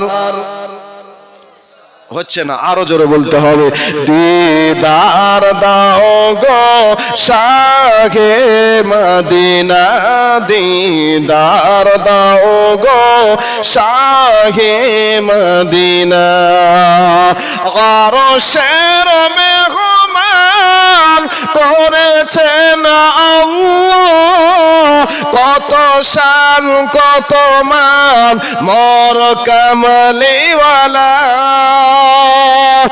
আরশের মেহমান করেছেন আল্লাহ কত শান কত মান মোর কামলিওয়ালা ও গো মদিনাওয়ালা কর করুণা ও গো মাকিওয়ালা কর করুণা দিদার দাও গো শাহে মদিনা দিদার দাও গো শাহে মদিনা জালিম মোবারক দেখলে এক নজর নূরেতে ঝলমল করবে ভিতর আর একটু মহব্বতে বলবেন না রাসূলের রওজাতে বাবু সালাম গেট দিয়ে যখন প্রবেশ করলাম বাবা রাসূলে পাক সাল্লাল্লাহু তাআলা আলাইহি সাল্লামের রওজা যখন আপনার নজরে পড়েছে তো মনে হচ্ছে যে পৃথিবীর জমিনে আজকে সব চাইতে বড় শান্তি মনের মধ্যে অনুভব করেছি জোরে বলি সুবহানাল্লাহ রাসূলে পাক সাল্লাল্লাহু আলাইহি সাল্লাম তিনার রওজাতে আপনার আয়াতটি লেখা আছে ইয়া আইয়ুহাল্লাযীনা আমানু লা তারফাউ আসওয়াতাকুম ফাওকা সাওতিন নবী ওয়ালা তাজহারু লাহু বিল কওলি কাজাহরি বাযিকুম লিবাযিন আন তাহবাতা আ'মালুকুম ওয়া আনতুম লা তাশউরুন জোরে বলি আল্লাহু আকবার তো নবীজির রওজাতে যখন গেলাম মনে হচ্ছে সব চাইতে শান্তি আমার রাসূলুল্লাহর রওজাতে আছে জোরে বলি সুবহানাল্লাহ তাই কবি বলছেন জালিম মোবারক দেখলে এক নজর নূরেতে ঝলমল করবে ভিতর জালিম মোবারক দেখলে এক নজর নূরেতে ঝলমল করবে ভিতর ও গো রউফুর রহিম কাছে ডাক দাও না ও গো সিরাজাম মুনির কাছে ডাক দাও না দিদার দাও গো শাহে মদিনা দিদার দাও গো শাহে মদিনা নবীর রওজা শরীফ দেখে মন ভরে না নবীর রওজা শরীফ দেখে মন ভরে না দিদার দাও গো শাহে মদিনা দিদার দাও গো শাহে মদিনা আব্বাজি এবং ভাইরা ও মা বোনেরা তাহলে বোঝা গেল নামাজের মধ্যে যদি নবীকে সালাম না দেওয়া হয় তার নামাজ আল্লাহর দরবারে কবুল হবে না। দয়ার নবী মুস্তাফা সম্পর্কে মহান আল্লাহ তাআলা কোরআনুল কারীমের মধ্যে কি জানিয়েছেন বাবা আপনাদেরকে শোনাবো। নুজহাতুল মাজালিস কিতাবের মধ্যে বর্ণিত হয়েছে আল্লাহর নবী মুসা আলাইহিস সালাম একদা মহান আল্লাহ তাআলাকে বলেন আনা কালিমুকা ওয়া মুহাম্মাদুন হাবিবুকা ফামাল ফারকু বাইনাল কালিমি ওয়াল হাবিব। আল্লাহ তাআলাকে বলেন বলে আল্লাহ আমি হলাম কালিম তোমার সঙ্গে কথা বলেছি নবী মুস্তাফা সাল্লাল্লাহু তাআলা আলাইহি ওয়াসাল্লাম তিনি হলেন হাবিব। আল্লাহ কালিম আর হাবিবের মধ্যে পার্থক্য কি? কাকে প্রশ্ন করছেন একটু জোরে বলুন না। আল্লাহকে গভীর মনোযোগ। আল্লাহর নবী মুসা বলছেন বলে আল্লাহ আমি হলাম কালিম তোমার সঙ্গে তোর পর্বতে কথা বলেছি আর শেষ নবী হলেন হাবিব। তো আল্লাহ আমি হলাম কালিম আপনার শেষ নবী হলেন হাবিব। তো আল্লাহ কালিম আর হাবিবের মধ্যে পার্থক্যটা কি? কাকে বলছেন? মহান রব্বুল আলামিনকে বলছেন। তা আল্লাহ তাআলা ডাক দিয়ে মুসা নবীকে বলছেন এ মুসা শোনো আল কালিমু ইয়াতি আলা তুরি সাইনা সুম্মা ইউনাজি। রব্বুল আলামিন বলেন বলে এ মুসা শোনো কালিম তো হলো ওই ব্যক্তি যে নিজেই তুর পর্বতে যাওয়ার পর সুম্মা ইউনাজি আমাকে ডাক দেয় আল্লাহ তোমাকে আমি দেখব। কিন্তু মহান আল্লাহ তাআলা বলেন লান তারনি মুসা তুমি আমাকে দেখতে পারবে না। একটু জোরে বলুন না। দেখতে পারবে না। আল্লাহ তাআলা এই কথাটা কাকে বলেছিলেন একটু জোরে বলুন না। আলাম্মা মিকাত রাব্বিহি 9 নম্বর পারা সূরা আরাফের 9 নম্বর পারার 6 নম্বর পৃষ্ঠার সূরা আরাফের মধ্যে লম্বা বর্ণিত আলোচনাটি আছে। ওইদিকে বলতে গেলে সময় লেগে যাবে। তাহলে যেই কথা আপনাদেরকে বলতে চাই আল্লাহর নবী মুসা আলাইহিস সালাতু ওয়াত তাসলিম তোর পর্বতে গেলেন আল্লাহ তাআলার সঙ্গে কথাবার্তা বললেন। বলার পরে এতটাই মগ্ন হয়ে গেলেন আল্লাহ তাআলাকে বলেন রব্বে কায়নাত আজকে আপনাকে আমি দেখতে চাই। আল্লাহ তাআলা নবী মুসাকে ডাক দিয়ে বললেন লান তারনি এ মুসা শোনো তুমি আমাকে দেখতে পারবে না। তাহলে যিনি আল্লাহ তাআলাকে দেখতে চান আল্লাহ তাআলা তিনাকে দেখা দেন না। তার নাম হলো কালিম। তার নাম হলো কি? কালিম। এটা উপাধিকার হযরত মুসা আলাইহিস সালামের। আল্লাহ তাআলা বলেন আল হাবিব ইয়ানামু আলা ফারাশিহি আর আমার হাবিব হলেন ওই ব্যক্তি আলা ফারাশিহি যিনি বিছনার উপরে আরাম করেন। আমি জিবরাইলকে 70,000 রহমতের ফেরেশতা দিয়ে বুরাক দিয়ে আমার কাছে নিয়ে আসার জন্য জিবরাইলকে প্রেরণ করে। আর জিবরাইল আমার নবীকে বলেন ইন্নাল্লাহ আশতাকা ইলা লিকাইকা ইয়া রাসূলুল্লাহ ইয়া রাসূলুল্লাহ ইয়া হাবিবাল্লাহ নবী গো মহান আল্লাহ তাআলা আপনার সঙ্গে দিদার করতে চাই আপনার সঙ্গে সাক্ষাৎ করতে চাই আরশে মুআল্লায় আমি জিবরাইল আপনাকে নেওয়ার জন্য এসেছে। আল্লাহ তাআলা জানিয়ে দিলেন ইনি হলেন হাবিব। ইনি হলেন কে? একটু জোরে বলুন। হাবিব। আচ্ছা বলুন বোঝানোর জন্য আপনাদেরকে বলি, এই ভান্ডারা মাদ্রাসার জালসা ডেট আগে হয়েছে না হয় নাই? একটু জোরে বলুন। আগে ডেট হয়েছে, আমাদেরকে অগ্রিম দাওয়াত করা হয়েছে। এখন কোন আলিম যদি আসে, আসার পরে যদি বলেন আমাকে বেশি না 20টা মিনিট সময় দেন, রানিং জালসাতে সভাপতি সাহেব বললেন না সময় দেওয়া হবে না, আমাদের বক্তা সিলেক্ট করা আছে, নতুন করে কাউকে সুযোগ দেওয়া হবে না। আর আমি মিজানুর রহমান বা অন্যান্য বক্তা যাদেরকে আপনারা অগ্রিম ইনভাইট করেছেন, সময় মতো তিনারা আসবেন। যে চেয়ে দাওয়াত পেল না আর যাকে আপনারা খুঁজে নিয়ে এসেছেন, আচ্ছা বলুন দুইজনের সম্মান কি সমান? একটু জোরে বলুন। সমান নয়, বোঝানোর জন্য বলছে।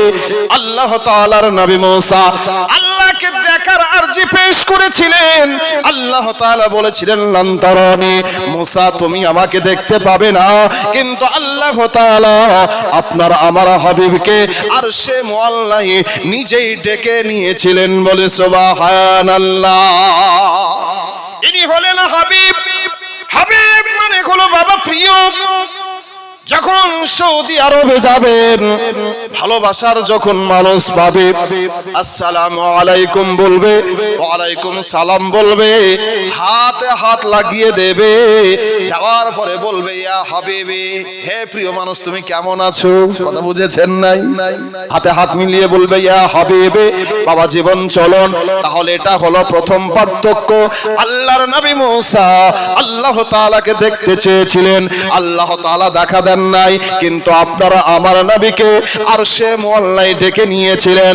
আল্লাহ তাআলা দ্বিতীয় পার্থক্য বলছেন, আল কালিমু ইয়ামালু বিরিজাই মাওলাহু, কালিম যেই কর্মগুলা করে সেই কর্মতে আল্লাহ তাআলাকে রাজি ও খুশি করতে চায়। মানে কি? আল্লাহ তাআলার যে বিধিবিধান সেটা মুসা কালিমুল্লাহ মানতে বাধ্য। কেন? সেই আমলের মধ্যে আল্লাহ তাআলার রেজামন্দি লুকিয়ে আছে। জোরে বলি সুবহানাল্লাহ। আর আপনার আমার নবী সম্পর্কে আল হাবিব ইয়ামালু মাওলাহু বিরিজাইহি, হাবিব হলেন ওই ব্যক্তি যাকে রাজি ও খুশি করার জন্য আল্লাহ তাআলা সমস্ত কর্ম করেন। জোরে বলি সুবহানাল্লাহ। মুসা নবী চায় আল্লাহকে রাজি, আর আল্লাহ চায় এবং সমগ্র সৃষ্টি জীব চায় আল্লাহকে রাজি, আর আমার আল্লাহ চাই নবীকে রাজি।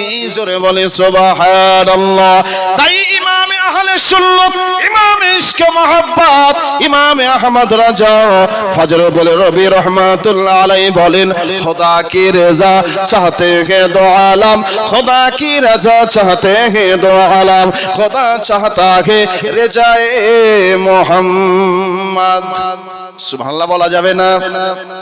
ইমাম আহলে সুন্নাত বলছেন সমগ্র বিশ্ব জাহান চায় আল্লাহকে রাজি, আর আল্লাহ চায় আমার নবীকে রাজি। বলে সুবহানাল্লাহ। তার দুই একটা এক্সাম্পল আপনাদেরকে দিই। মদিনাতুল মুনাওয়ারাতে মসজিদের নববীর পার্শ্বে মোটামুটি 2 থেকে 2.5 কিলোমিটার দূরে একটি মসজিদ রয়েছে বাবা। এই মসজিদটার নাম হলো মসজিদে কিবলাতাইন। কি নাম বললাম? মসজিদে কিবলাতাইন। আমি অধম এই মসজিদে 2 রাকাত নামাজ আদায় করেছি। এই মসজিদের মধ্যে বিশ্ব নবী জনাবে মুহাম্মদুর রাসূলুল্লাহ সাল্লাল্লাহু তাআলা আলাইহি ওয়াসাল্লাম নামাজ আদায় করছিলেন বাবা। কিন্তু কিবলা ছিল সিরিয়ার দিকে। কোন দিকে বললাম? সিরিয়ার দিকে। কিবলা সম্পর্কে যখন প্রসঙ্গ আসলো আপনাদেরকে বলি বাবা জীবন আসুন, পূর্ব দিকে মুখ করে নামাজ হবে কিনা একটু জোরে বলুন। আপনাদের মতামত জানতে চাইছি। পূর্ব দিকে মুখ করে নামাজ হবে? হ্যাঁ নাহি না বলুন। পূর্ব দিকে মুখ করে নামাজ, একটু জোরে বলুন। হবে না। উত্তর দিকে মুখ করে নামাজ হবে নাকি দক্ষিণ দিকে মুখ করে নামাজ হবে না? কিন্তু বাবা আমি পূর্ব দিকেও মুখ করে নামাজ পড়েছি, দক্ষিণ দিকে মুখ করেও নামাজ পড়েছে, উত্তর দিকে মুখ করেও নামাজ পড়েছে, পশ্চিম দিকে মুখ করেও নামাজ পড়েছে। মাসআলা হলো পশ্চিম দিকে মুখ করে নামাজ পড়া ফরজ নয়। ভালো করে বুঝবেন, পশ্চিম দিকে মুখ করে নামাজ পড়া ফরজ নয়, কাবার দিকে মুখ করা হলো ফরজ। মাসআলাটা কি বললাম? পশ্চিম দিকে মুখ করা ফরজ নয়, কাবার দিকে মুখ করা হলো ফরজ। কথাটা বুঝে আসবে তো নাকি?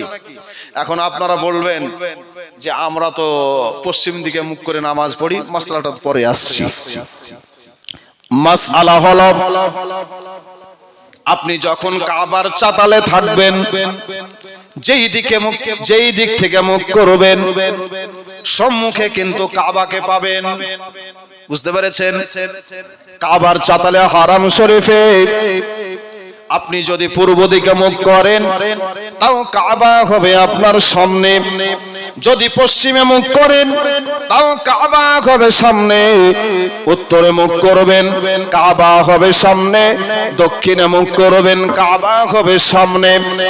এখন কথা হলো কাবার দিকে মুখ করে নামাজ পড়া হলো ফরজ, পশ্চিম দিকে মুখ করে নামাজ পড়া ফরজ নয়। এই বিধানটা এবার একটু ভালো করে বুঝলেন। যারা কাবার পশ্চিম দিকে আছে, যেগুলাকে পশ্চিমা দেশ বলা হয়, যেমন মিশর, এই মিশরের মানুষগুলা কাবার পশ্চিম প্রান্তে আছে বাবা।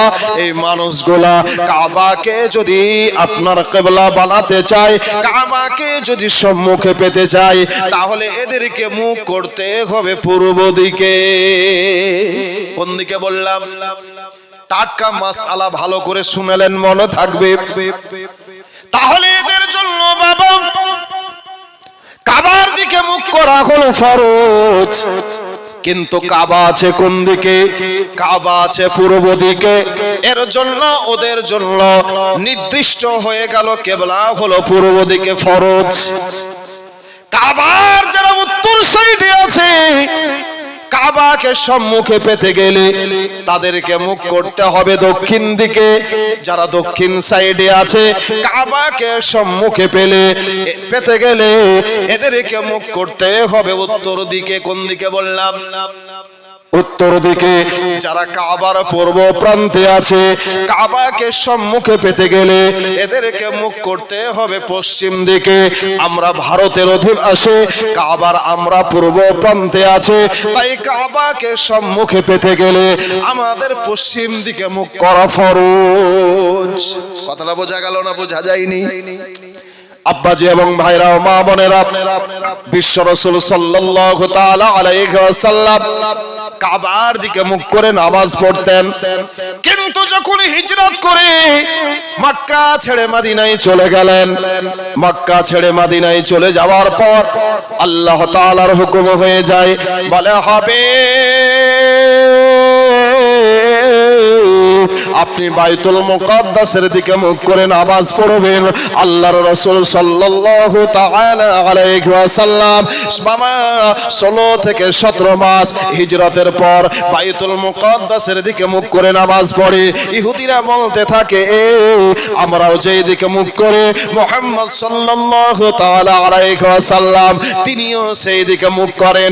আল্লাহর রাসূলকে সাহাবীদেরকে ব্যঙ্গ করতে থাকেন। একদা আল্লাহর রাসূল সাল্লাল্লাহু তাআলা আলাইহি ওয়াসাল্লাম এইদিকে বাবা পশ্চিম এবং উত্তরে এই মসজিদে কিবলাতাইন, যার অর্থ হলো দুটি কিবলা দুটি কাবা, ওই মসজিদে আল্লাহর রাসূল জোহরের নামাজ পড়তেছিলেন। আল্লাহর রাসূল বারবার আকাশের দিকে মুখ উঁচু করছেন, মুখ উঁচু করছেন, মনে মনে চিন্তা ভাবনা করছেন, বলে আল্লাহ আমার কিবলা কেবলা বাইতুল মুকাদ্দাস না হয়ে যদি কাবা হয়ে যেত, আমার মনে বড় সন্তুষ্ট চলে আসতো। বারবার আকাশের দিকে মুখ উঁচু করছেন, মনে মনে কথা বলতে আছেন। মহান আল্লাহ তাআলা সঙ্গে সঙ্গে বাবা সূরা বাকারার 144 নম্বর আয়াত নাযিল করে দিলেন। আল্লাহ তাআলা বলেন, বলে হাবিব কদ নারা তাকাল্লুবা ওয়াজহিকা ফিস সামাই ফালানুওয়াল্লিয়ান্নাকা কিবলাতান তারযাহা। আল্লাহ তাআলা বলেন, নবী আপনার আপন চেহারাকে বারবার আকাশের দিকে তাকানো আমি আল্লাহ দেখতে আছি, আমি আল্লাহ দেখতে আছি। ফালানুওয়াল্লিয়ান্নাকা কিবলাতান তারযাহা, সুতরাং অবশ্যই আপনাকে সেই কিবলার দিকে ফিরিয়ে দেব। তারযাহা, যাতে আপনার সন্তুষ্টি রয়েছে। জোরে বলি সুবহানাল্লাহ। ফালানুওয়াল্লিয়ান্নাকা কিবলাতান তারযাহা ফাওয়াল্লি ওয়াজহাকা শাতরাল মসজিদিল হারাম। সুতরাং এক্ষুনি আপনার মুখ আপনি কাবার দিকে করে নিন। জোরে সুবহানাল্লাহ বলা যাবে না?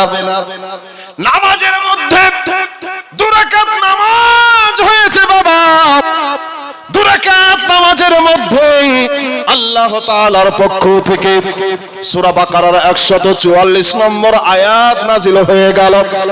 দয়ার নবী জোহরের দুরাকাত নামাজ বাইতুল মুকাদ্দাসের দিকে মুখ করে পড়লেন, আবার দুরাকাত নামাজ কাবার দিকে মুখ করে পড়লেন।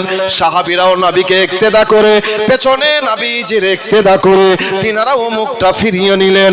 কোন সাহাবীরা আল্লাহর রাসূলকে প্রশ্ন করেন নাই, ইয়া রাসূলুল্লাহ, ইয়া হাবিবাল্লাহ, নবী গো কেন নামাজের মধ্যে মুখ ফিরিয়ে নিলেন? সাহাবীরা বলেন, ইয়া রাসূলুল্লাহ, ইয়া হাবিবাল্লাহ, নবী গো আজকে আপনি একদিক থেকে আর একদিক থেকে মুখ ফিরিয়ে নিয়েছেন, এতে আমাদের কোনো দ্বিমত নাই ইয়া রাসূলুল্লাহ, তবে একটু কি কারণটা জানতে পারি? আল্লাহর রাসূল বলেন, সাহাবীরা শোনো, অন্য কোনো কারণ নয়, আমার মন চাইছিল বাইতুল মুকাদ্দাসের পরিবর্তে আমার কিবলা যদি কাবা হয়ে যায় আমার মনে সন্তুষ্টি আসবে। মহান আল্লাহ তাআলা নামাজের মধ্যে আমার কিবলাটাকে পরিবর্তন করে দিয়েছে। একটু আওয়াজ করে বলি সুবহানাল্লাহ। তাহলে বোঝা গেল যে আমার নবী যেটা চাই, আমার নবীকে আল্লাহ তাআলা রাজি ও খুশি করতে চাই। চলুন, ইমামে আহলে সুন্নাত আগেই জানিয়ে দিয়েছেন যে সমগ্র জাহান চাই আল্লাহকে রাজি, আর আল্লাহ চাই, একটু জোরে বলুন না, নবীকে রাজি। চলুন, কোরআন জানিয়ে দিয়েছে, ওয়ালা সাউফা ইউতিকা রাব্বুকা ফাতারদা। আল্লাহ তাআলা সূরা জোহরের মধ্যে জানিয়ে দিয়েছেন, বলে শোনো হে আমার হাবিব, অচিরেই আপনাকে আমি আল্লাহ এতটা দেব যে আপনি রাজি ও খুশি হয়ে যাবেন। জোরে বলি সুবহানাল্লাহ। এটা কোন দিনের কথা বলা হয়েছে? হাসরের দিনের কথা। আল্লাহ তাআলা তার আগে বলেন, ওয়ালাল আখিরাতু খায়রুল লাকা মিনাল উলা। নবী আপনার ইহ জগৎ চাইতে পরজগৎ আপনার উত্তম হবে। জোরে বলি সুবহানাল্লাহ। আজকে আব্বাজি এবং ভাইরা ও মা বোনেরা আসুন, তাহলে আপনারা আমরা যে নবীকে পেয়েছি সেই নবী হলো সর্বশ্রেষ্ঠ। এই নবী হলো সর্বশ্রেষ্ঠ, আর এই নবী হলেন আপনার আমাদের জান ও ঈমান, আর ঈমানের মূল। জোরে বলি সুবহানাল্লাহ। আর এই নবীর শাফায়াত ছাড়া জান্নাতে যাওয়া সম্ভবপর হবে না। বাংলাদেশী একজন বক্তা, যার নাম আমি দিয়েছি কাজ্জাব ইবনে কাজ্জাব, বুঝতে পেরেছেন?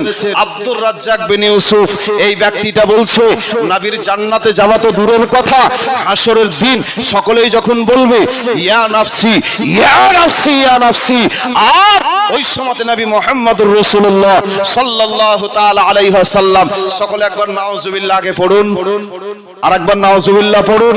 তো বলছে যে এই নবী আল্লাহর দিকে চেয়ে থাকবে, না জানি আমার কি হয়।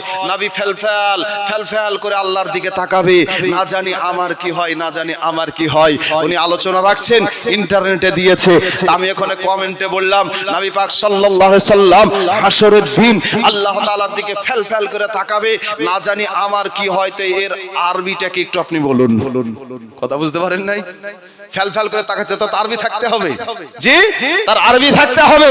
তাহলে এই আরবিটা কি একটু আপনি বলে দিন। ওদেরই এক বক্তা বলছে আব্দুর রাজ্জাক বিন ইউসুফ যা বলেছে ডাহা মিথ্যা কথা বলেছে। এই বক্তাটা কি ধরনের বক্তা তা জানেন? বলছে এক বালতি গাভীর পেশাব, ওতে চাদর চুবড়েলেন, তারপরে গাইতে নামাজ পড়লেন, নামাজ হয়ে যাবে। বলছে বিনা ওযুতে কোরআনে স্পর্শ করা যাবে। মহিলাদের যদি পিরিয়ড হয়, হ্যাঁ তাতেও কোরআন পড়া যাবে, নামাজ পড়া যাবে। আজকে বাবা কনসেশন দিতে দেশে ব্লাউজকে আপনার কেটে বুঝতে পেরেছেন ভেতরেরটা বানিয়ে দিতে চাইছে শরীয়তকে। এরকম কাযযাব তৈরি হয়েছে না হয় নাই? একটু জোরে বলুন না। তৈরি হয়েছে। আজকে আমরা আহলুস সুন্নাত ওয়াল জামাত, আজকে বাবা আমরা জোর দাবিদার যে রাসূল পাক সাল্লাল্লাহু আলাইহি সাল্লামের সুন্নাতের অনুসারী হলাম আমরা। জোরে বলি সুবহানাল্লাহ। চলুন আপনাদেরকে হাদিস শোনাই। আন আব্দুল্লাহ ইবনে উমর রাদিয়াল্লাহু তাআলা আনহু ইন্না বানি ইসরাঈলা তাফাররাকাত আলা সানাতাইন 70 মিল্লাতান ওয়া তাফতারিকু উম্মতি আলা 73 মিল্লাতান কুল্লুহুম ফিন-নার ইল্লা মিল্লাতান ওয়াহিদা। ক্বালু মান হিয়া ইয়া রাসূলুল্লাহ সাল্লাল্লাহু তাআলা আলাইহি ওয়াসাল্লাম? ক্বালা মা আনা আলাইহি ওয়া আসহাবি। দয়ার নবী মায়ের নবী রাহমাতাল লিল আলামিনের সাহাবী যার নাম হলো হযরত আব্দুল্লাহ ইবনে উমর রাদিয়াল্লাহু তাআলা আনহু থেকে হাদিসটি বর্ণিত। আল্লাহর রাসূল বলেন ইন্না বানি ইসরাঈলা তাফাররাকাত আলা 72 মিল্লাতান। মূসা আলাইহিস সালাম তিনার সম্প্রদায় 72 দলে বিভক্ত হয়েছিল। কত দলে বললাম? একটু জোরে বলুন না। 72 দলে বিভক্ত হয়েছিল। আল্লাহ রাসূল বলেন ওয়া তাফতারিকু উম্মতি আলা 73 মিল্লাতান। দয়ার নবী বলেন আমার উম্মতানি তারা 73 দলে বিভক্ত হবে। কত দলে? একটু জোরে বলুন না। 73 দলে বিভক্ত হবে। আজকে দেখবেন এই 73 দল সবাই কালেমাওয়ালা হবে, সবাই কোরআনওয়ালা হবে, সবাই হাদিসওয়ালা হবে, সবাই টুপিওয়ালা হবে, সবাই দাড়িওয়ালা হবে, সবাই গায়ে লম্বা জামাওয়ালা হবে, সবাই নামাজিওয়ালা হবে, সবাই রোজাওয়ালা হবে, সবাই যাকাতওয়ালা হবে, সব ঠিকঠাক থাকবে। তাহলে আপনার বেঠিক কোন জায়গাতে? তা আল্লাহ রাসূল সাল্লাল্লাহু আলাইহি সাল্লাম বলেন কুল্লুকুম ফিন্নার, সবাই যাবে জাহান্নামে। সবাই কোথায় যাবে? একটু জোরে বলুন না। যে আপনাদেরকে ভালো লাগছে না নাকি? যদি না ভালো লাগে তো দোয়া করে দিব বাবা, যত তাড়াতাড়ি ছুটি পাবো তত আমাদের ভালো। আবার আগামী কালকে আমার গ্রাম গোবরাতে জালসা আছে, জালসার প্রধান বক্তায় আবার আমি আছি। যত এদিকে রাত জাগবো কম তত আগামী কালকে আমার সুবিধা হবে। কথা বুঝতে পেরেছেন? আজকে বাবা জীবন আসুন, তবে আজকে মিজানুর রহমানকে পেয়েছেন, আগামী কালকে পাবেন না, আগামী কাল অন্য রহমানকে পাবেন। কথা বুঝতে পেরেছেন? এই রহমানকে আর পাবেন না। আজকে বাবা জীবন আসুন, যেটা বলতেছিলাম আল্লাহ রাসূল সাল্লাল্লাহু আলাইহি সাল্লাম বলেন কুল্লুহুম ফিন্নার, সবাই যাবে, একটু জোরে বলুন না, জাহান্নামে ইল্লা মিল্লাতান ওয়াহিদা, কিন্তু একটা মিল্লাত, একটা সম্প্রদায় তারা যাবে জান্নাতে। এখন এই জান্নাতি দলটা কারা? ভোট যখন আসে সকলে দাবি করে যে আমরাই পাস করব। আজকে বাবা জীবন আসুন, তাহলে এই দল কারা হবে? আল্লাহ রাসূল সাল্লাল্লাহু আলাইহি সাল্লামকে জিজ্ঞাসা করা হলো ক্বালু মান ইয়া রাসূলুল্লাহ সাল্লাল্লাহু আলাইহি সাল্লাম, ইয়া রাসূলুল্লাহ, ইয়া হাবিবাল্লাহ, নবী গো, যেই দলটা জান্নাতে যাবে তাদের পরিচয় হবে কি? তাদের চিহ্ন হবে কি? তাদের প্রতীক হবে কি? আল্লাহ রাসূল বলেন ক্বালা মা আনা আলাইহি ওয়া আসহাবি। দয়ার নবী মায়ের নবী রাহমাতাল লিল আলামিন নবী বলেন যে যারা আমার পথ মতের অনুসারী হবে, ওয়া আসহাবি, এবং আমার সাহাবীদের পথ মতকে যারা মেনে চলবে তারাই হবে, তারাই হবে, আর একটু জোরে বলা যাবে না, তারাই হবে জান্নাতি। আমাদের নাম হলো আহলুস সুন্নাত ওয়াল জামাত। আমাদের নামও যেমন আমাদের কামও তেমন। আমাদের স্লোগান কোরআন হাদিস যেদিকে আমরা আছি সেদিকে, কোরআন হাদিস নেই যেদিকে আমরা নেই সেদিকে। আজকে বাবা জীবন আসুন, এটাই হলো আমাদের স্লোগান। আজকে আসুন আল্লাহ রসুলের সাহাবী হযরত ওমর রাদিয়াল্লাহু তাআলা আনহু জামাত সহকারে 20 রাকাত তারাবির প্রচলন শুরু করেছে। আমরা আহলুস সুন্নাত ওয়াল জামাত আজকে সাহাবীর এই কাজের উপরে কোনো দ্বিমত পোষণ করি না। রমজান মাস যখন আসে আমরা সূরা হোক আর খতম তারাবি হোক, আমরা বিনা দ্বিধাতে 20 রাকাত তারাবি পড়ি। জোরে বলি সুবহানাল্লাহ। কেননা আল্লাহ রাসূল সূত্র বলে দিয়েছেন, আমাকে যদি শুধু মেনে নাও তবেই জান্নাতে যেতে পারবে না, আমাকেও যেমন মানতে হবে ওয়া সাহাবী, আমার সাহাবীদেরকেও তেমন মানতে হবে। আজকে বাবা জীবন আসুন তাহলে আল্লাহ রাসূলের সাহাবী হযরত ওমর রাদিয়াল্লাহু তাআলা আনহুকে মেনে আমরা 20 রাকাত তারাবি জামাত সহকারে পড়ি। আর আব্দুর রাজ্জাক বিন ইউসুফ এরা বলছে আমরা আহলে হাদিস 8 এর বেশি পড়বো না। কিসের বেশি পড়বো না? একটু জোরে বলুন না। আর যেটাকে আপনার তারাবি বানাচ্ছে ওটা তারাবির নয়, ওটা হচ্ছে তাহাজ্জুদের নামাজ। ওখানে 11 রাকাতের কথা আছে, 8 রাকাত হলো আপনার তাহাজ্জুদের নামাজ আর 3 রাকাত হলো বেতরের নামাজ। তোরা আপনার ওটাকে কাটছিট করে বলছে 8 রাকাত তারাবি। তো 8 রাকাত যদি তারাবি হয় তাহলে বেতর তো 3 হবে, তাহলে 1 হলো কেমন করে? বাটুয়ারি দেখেন কেমন। আজকে বাবা জীবন আসুন তাহলে এরা দ্বিমত করে। আজকে আসুন এই আব্দুর রাজ্জাক বিন ইউসুফ আরেকটি কথা বলেছে, জুমার দিন বাবা আমাদের কয়টা আজান হয়? একটু জোরে বলুন না। 2টো আজান হয়, একটা প্রথম আজান হয়, একটা দ্বিতীয় আজান হয়। যেটা দ্বিতীয় আজান আমাদের দেশে হয়, এই আজানটাই রাসূল পাক সাল্লাল্লাহু আলাইহি সাল্লামের যুগে ছিল। প্রথম যে আজান হয় এটা হযরত ওসমান গনি রাদিয়াল্লাহু তাআলা আনহু তিনার জামানাতে প্রচলন হয়। জোরে বলি সুবহানাল্লাহ। তা আব্দুর রাজ্জাক বিন ইউসুফ বলছে যে হযরত ওসমান গনি রাদিয়াল্লাহু তাআলা আনহু তিনি জুমার প্রথম আজানের প্রচলন করেছেন। এর জন্য হযরত ওসমান গনি হলেন বেদাতি। নাউযুবিল্লাহি মিন জালিক। সাহাবীর উপরে কি ফতোয়া দিচ্ছে? হযরত ওসমান গনি হলেন, একটু জোরে বলুন না, বেদাতি। নাউযুবিল্লাহি মিন জালিক। হযরত ওসমান গনি রাদিয়াল্লাহু তাআলা আনহু এই আজানটা কেন চালু করেছিলেন? সাহাবীরা বললেন যে হুজুর আপনার তো খেলাফতের জামানা চলছে, কিন্তু খুতবার পূর্বে যে আজানটা দেওয়া হয় এই আজানটা শুনে আমরা এসে জামাতটা ধরতে পারি না, খুতবাটা শুনতে পাই না। তবে এর চাইতে যদি একটু পূর্বে আজান যদি দেওয়া হয় তাহলে আমরা যে যেখানে থাকব কাজটাকে সমাপ্ত করে দিয়ে আমরা কি করব? মসজিদের দিকে অগ্রসর হব। আর দ্বিতীয় আজানের পর খুতবা হবে, জামাত হবে, আমরা সুন্দরভাবে নামাজটা আদায় করতে পারবো। চলুন আল্লাহ তাআলা বলেন, ইয়া আইয়ুহাল্লাযীনা আমানু ইযা নুদিয়া লিস-সালাহ মিন ইয়াউমিল জুমআহ ফাসআউ ইলা যিকরিল্লাহ ওয়া যারুল বাই' যালিকুম খায়রুল লাকুম ইন কুনতুম তা'লামুন ফাইযা কুদিয়াতিস-সালাহ ফান্তাশিরু ফিল আরদ ওয়াবতাগু মিন ফাজলিল্লাহ ওয়াযকুরুল্লাহা কাসীরান লাআল্লাকুম তুফলিহুন। 28 নম্বর পারা সূরা জুমআহ। মহান আল্লাহ তাআলা বলেন, ইয়া আইয়ুহাল্লাযীনা আমানু, হে বিশ্বাসীগণ, হে ইমানদারগণ, ইদা নুদিয়া লিস-সালাহ মিন ইয়াউমিল জুমআহ, যখন তোমাদেরকে ডাকা হয় জুমআ দিবসে। কোন দিবসে? একটু জোরে বলুন না। জুমআ দিবসে, মানে জুমার দিন যখন আজান দেওয়া হয় তা আল্লাহ তাআলা বলছেন ফাসআউ ইলা যিকরিল্লাহ, তোমরা আল্লাহ তাআলার অনুসরণের জন্য তোমরা অগ্রসর হও। কোন দিকে? আল্লাহ তাআলার স্মরণের জন্য। ওয়াজারুল বাই', বেচা কিনাকে বন্ধ করে দিয়ে, যালিকুম খায়রুল লাকুম, আল্লাহ তাআলা বলছেন এটা তোমাদের জন্য উত্তম, ইন কুনতুম তা'লামুন, যদি তোমরা বোঝো। তারপরে আল্লাহ তাআলা বলেন তোমাদের নামাজ হয়ে গেল, তোমরা নামাজ পড়ে নাও। ফাইজা কুদিয়াতিস সালাহ, আল্লাহ তাআলা বলেন তোমাদের নামাজ যখন সমাপ্ত হয়ে যায়, ফান্তাশিরু ফিল আরদ, তোমরা জমিনের মধ্যে ছড়িয়ে পড়ো। ওয়াবতাগু মিন ফাজলিল্লাহ, আর আল্লাহ তাআলার অনুগ্রহ অন্বেষণ করো। আযকুরুল্লাহা কাসীরান লাআল্লাকুম তুফলিহুন, আর তোমরা আল্লাহ তাআলার স্মরণ করো বেশি করে যদি তোমরা সফলতা পেতে চাও। জোরে বলি সুবহানাল্লাহ। তাহলে আল্লাহ তাআলার বিধান অনুসারে জুমার যখন আজান হবে সমস্ত কাজকর্ম ছেড়ে দিয়ে আল্লাহর স্মরণে মসজিদের দিকে অগ্রসর হতে হবে। নামাজ যখন সমাপ্ত হয়ে যাবে আল্লাহ তাআলা বলছেন আমার অনুগ্রহ অন্বেষণ করার জন্য আমার জমিনে তোমরা ছড়িয়ে পড়ো, বেশি বেশি করে জিকির করো, তাহলে তোমরা সফলতা পাবে। জোরে বলি সুবহানাল্লাহ। এটা হলো বাবা কোরআনের বিধান।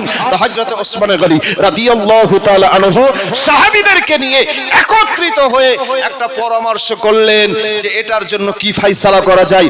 সমস্ত সাহাবীদের ঐক্যমত যে জুমার প্রথম আজানটা চালু করতে হবে।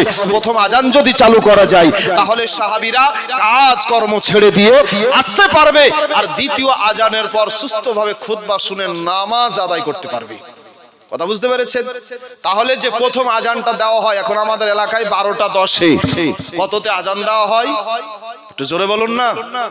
অনেক জায়গাতে সময়টা ফিক্সড করা আছে 12:10, আর আমার করা আছে 12:15-তে আজান। কারণ 12:13-তে জাওয়াল শেষ হচ্ছে, জোহরের ওয়াক্ত 12:13 স্টার্ট হচ্ছে, এর জন্য আজানটা আমার 15-তে করা আছে। তাহলে এই যে জুমার প্রথম আজান দেওয়া হয়, এই আজানটা হযরত ওসমান গনি রাদিয়াল্লাহু তাআলা তিনার জামানায় সাহাবীদের ঐক্যমতে চালু করেছেন। জোরে বলি সুবহানাল্লাহ। আমরা আহলুস সুন্নাত ওয়াল জামাতের মানুষ, আমরা বিনা দ্বিধাতে বিনা প্রশ্নতে হযরত ওসমান গনির এই কর্মটাকেও মেনে নিয়ে জুমার দিন দুটো আজান দিই। জোরে বলি সুবহানাল্লাহ। আর আব্দুর রাজ্জাক বিন ইউসুফ আপনার ফতোয়া দিচ্ছে যে হযরত ওসমান গনি হলেন বেদাতি, নাউজুবিল্লাহি মিন জালিক। ফতোয়া দিচ্ছে কি দিচ্ছে না বাবা? যে কত রকমের যে ফতোয়া দিচ্ছে, আগামীকাল মুফতি জাহাঙ্গীর সাহেব যখন আসবে আর উত্তরগুলো সব শুনে নেবেন। আজকে তো আমি একটু নমুনা দিচ্ছি, কথা বুঝতে পেরেছেন কিনা? আগামীকালকে ভালো করে শুনবেন আব্বাজি এবং মায়েরা ও মা বোনেরা। তাহলে বোঝা গেল আল্লাহ রাসূল সাল্লাল্লাহু তাআলা আলাইহি ওয়াসাল্লাম বলেন ৭৩ দলের মধ্যে ৭২ হবে জাহান্নামী, একটা হবে জান্নাতি। ওই জান্নাতিটা হবে বাবা আহলুস সুন্নাত ওয়াল জামাত। আমাদের সৌভাগ্য মহান আল্লাহ তাআলা আপনাদের আমাদের সকলকে এই আহলুস সুন্নাত ওয়াল জামাতের অন্তর্ভুক্ত করেছেন। আওয়াজ করে বলি আলহামদুলিল্লাহ। তাহলে যেই কথা বলতেছিলাম, মহান আল্লাহ তাআলা বিশ্ব রাসূল সাল্লাল্লাহু তাআলা আলাইহি ওয়াসাল্লামকে এতটা মান দিয়ে, এতটা শান দিয়ে, এতটা শওকত দিয়ে এই পৃথিবীর জমিনে পাঠিয়েছেন। আজকে বাবা জীবন শোন, আমাদের ধর্ম হলো শ্রেষ্ঠ, আমাদের ধর্মগ্রন্থ হলো শ্রেষ্ঠ, আমাদের নবীও হলো শ্রেষ্ঠ, আর আমরা উম্মত মুহাম্মাদি, আমরাও হলাম শ্রেষ্ঠ। কিন্তু আমাদের কর্ম হচ্ছে নিকৃষ্ট। কথা বুঝছেন না বুঝেন নাই? আমাদের কর্ম হলো নামাজ পড়তে হবে, আমরা নামাজ পড়ি না। রোজা রাখতে হবে, রোজা। সত্য বলতে হবে, আমরা সত্য। সুদ ঘুষ মদ জুয়া মিথ্যা বলা যাবে না, আর আমরা ছাড়ি না। আছে না নাই? আপনাদেরকে পশু বললে রাগ হবে, কিন্তু পশু তো আমি বলি না, আল্লাহ তাআলা নিজেই বলেছেন। যার বিবেক কাজে লাগে না, যার চোখ দিয়ে সঠিকটাকে দেখে না, যার কান সঠিকটা শোনে না, তা আল্লাহ তাআলা বলছেন উলাইকা কাল আনআম বাল হুম আযাল উলাইকা হুমুল গাফিলুন।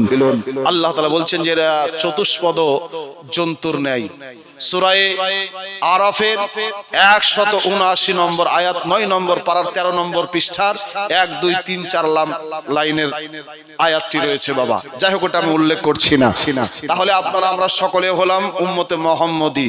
আল্লাহ তাআলা আমাদের মর্যাদা কতটা দিয়েছে তা জানেন? চলুন আপনাদেরকে শোনাই। সূরা বাকারা 143 নম্বর আয়াত আল্লাহ তাআলা বলেন ওয়া কাযালিকা জাআলনাকুম উম্মাতাও ওয়াসাতাল লিতাকুনু শুহাদা আলান নাস ওয়া ইয়াকুনা রাসূলু আলাইকুম শাহীদা। রব্বুল আলামিন বলেন ওয়াকাযালিকা, এবং এইভাবে জাআলনাকুম উম্মাতাও ওয়াসাতান, আমি তোমাদেরকে সমস্ত উম্মতের মধ্যে শ্রেষ্ঠ করেছি। আর একটু মহব্বতে বলা যাবে না? আল্লাহ তাআলা উম্মতে মুহাম্মদীকে শ্রেষ্ঠ করেছেন। আর কি করেছেন? আল্লাহ তাআলা বলেন ওয়া ওয়ায়াকুনার রাসূলু আলাইকুম শাহীদা। আল্লাহ তাআলা বলেন লিতাকুনু শুহাদা আলান নাস, এই জন্য যে সমস্ত মানব জাতির উপরে আমি আল্লাহ তোমাদেরকে সাক্ষী বানিয়েছি। আল্লাহ তাআলা বলেন উম্মতে মুহাম্মদী হলো শ্রেষ্ঠ। শুধু শ্রেষ্ঠ কেন? যে আল্লাহ তাআলা সমস্ত মানব জাতির উপরে এই উম্মতে মুহাম্মদীকে সাক্ষী বানিয়েছে। জোরে বলি সুবহানাল্লাহ। আল্লাহ তাআলা তারপরে বলেন ওয়ায়াকুনার রাসূলু আলাইকুম শাহীদা, আর এ রাসূল হলো তোমাদের জন্য রক্ষক ও সাক্ষী। বলি সুবহানাল্লাহ। আসুন সংক্ষিপ্ত বাক্যাতে চলে যাই। হাশরের ময়দান কায়েম হয়ে যাবে, হাশরের ময়দান অনুষ্ঠিত হয়ে যাবে।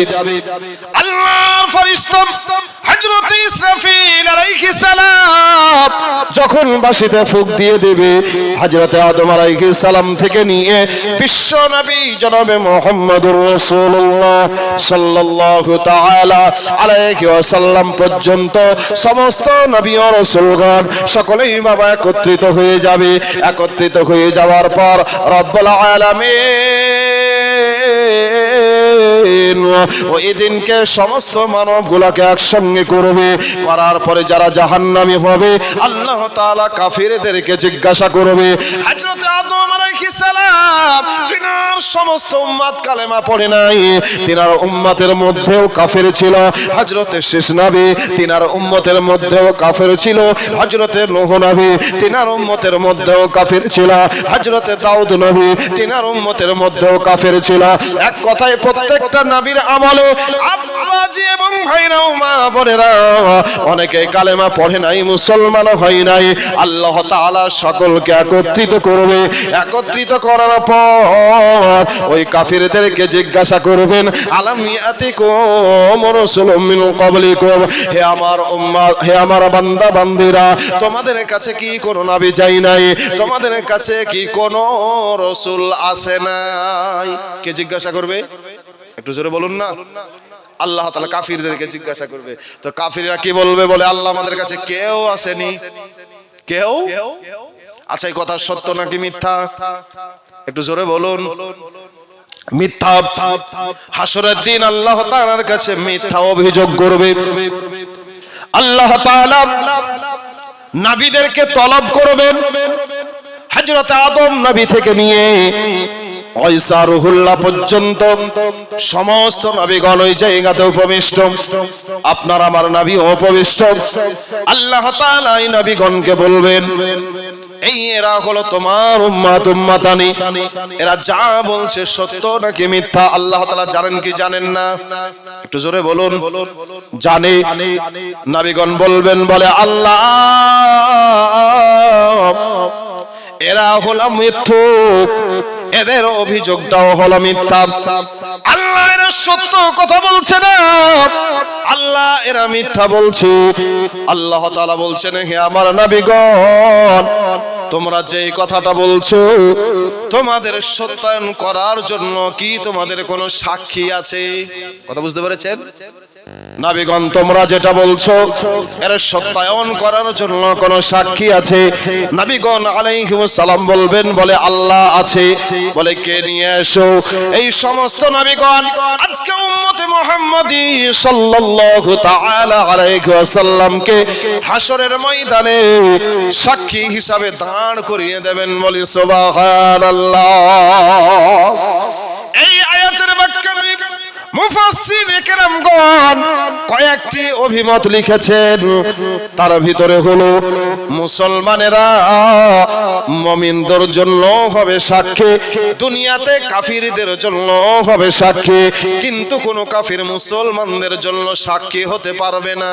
কথা বুঝেছেন? আল্লাহ রাসূল বলেন মুফাসসিরিনে কেরামগণ দ্বিতীয় কথা বলেন, সাহাবীরা প্রেজেন্ট রয়েছেন, একটি লাশ চলে যাচ্ছে, আল্লাহর রাসূল সাল্লাল্লাহু আলাইহি ওয়াসাল্লামের সাহাবীরা ওই লাশটার বাবা প্রশংসা করলো, মানুষটা ভালো ছিল, ভালো আবেদ ছিল, দিনদার ছিল, পরহেজগার ছিল।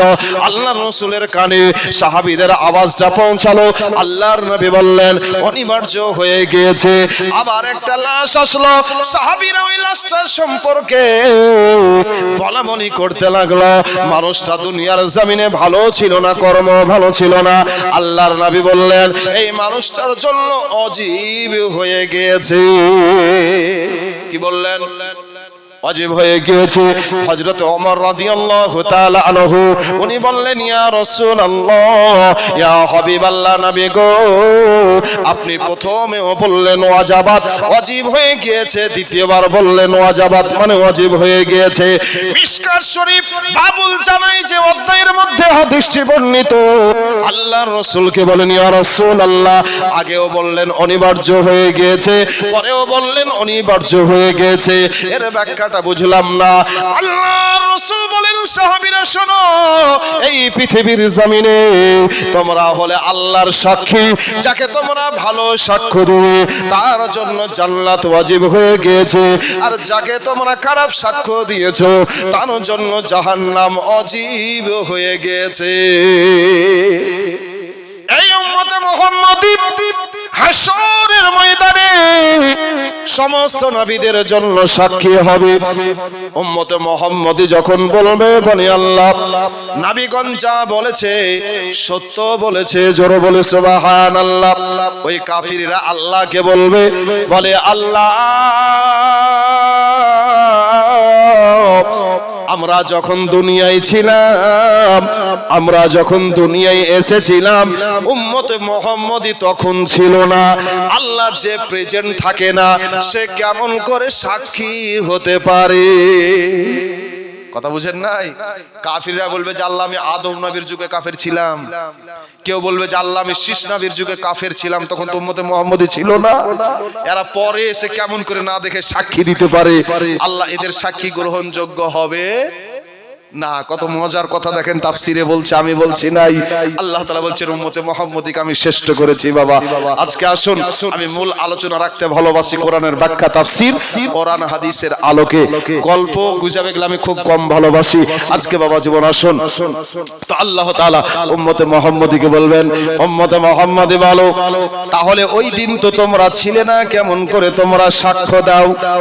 উম্মতে মুহাম্মাদী মানে আমরা আল্লাহকে বলবো, বলি আল্লাহ আমাদের কাছে এমন একজন নবী এসেছিল গো মাওলা, তিনার উপরে কোরআন নাজিল হয়েছে। সেই কোরআনের মধ্যে পূর্বেকার নবীদের জীবনী, নবীদের ইসলাম পরিচয়, নবীরা কেমন করে কালেমার দাওয়াত দিয়েছে তার বর্ণনা কোরআনের মধ্যে আছে। এটাও আমাদের নবী মুস্তাফা আমাদেরকে বলে দিয়েছেন, শিখিয়ে দিয়েছেন। প্রত্যেকটা নবী আপন আপন দায়িত্ব পালন করেছেন। আমাদের নবী তিনিও আপন আপন করে দায়িত্ব পালন করেছে। আল্লাহ নবী তো সমস্ত কিছু দেখেছেন আর আমাদেরকে বলেছেন, আমরা সেটা মেনে নিয়েছি। এমন অবস্থায় আপনার আমার নবী, বিশ্ব নবী জনাবে মুহাম্মদুর রাসূলুল্লাহ সাল্লাল্লাহু তাআলা আলাইহি ওয়াসাল্লাম তিনিও বাবা প্রেজেন্ট হয়ে যাবেন। হয়ে যাওয়ার পর আল্লাহ তাআলা বলবেন, বলে হাবিব আপনার উম্মত উম্মাতানিদের সম্পর্কে আপনি বলুন। আল্লাহ তাআলাকে নবী বলবেন, আল্লাহ আমার উম্মত উম্মাতানিরা যা বলেছে সত্য বলেছে, আর হয়নি, হবে না, হতে পারে না আমার নবীর সাথে কারো তুলনা। একটু মহব্বতে বলা যাবে না? আচ্ছা নাত শরীফটা শুনুন, একটু নবীর মহব্বতে দেন তো বাবা 100 খান করে টাকা।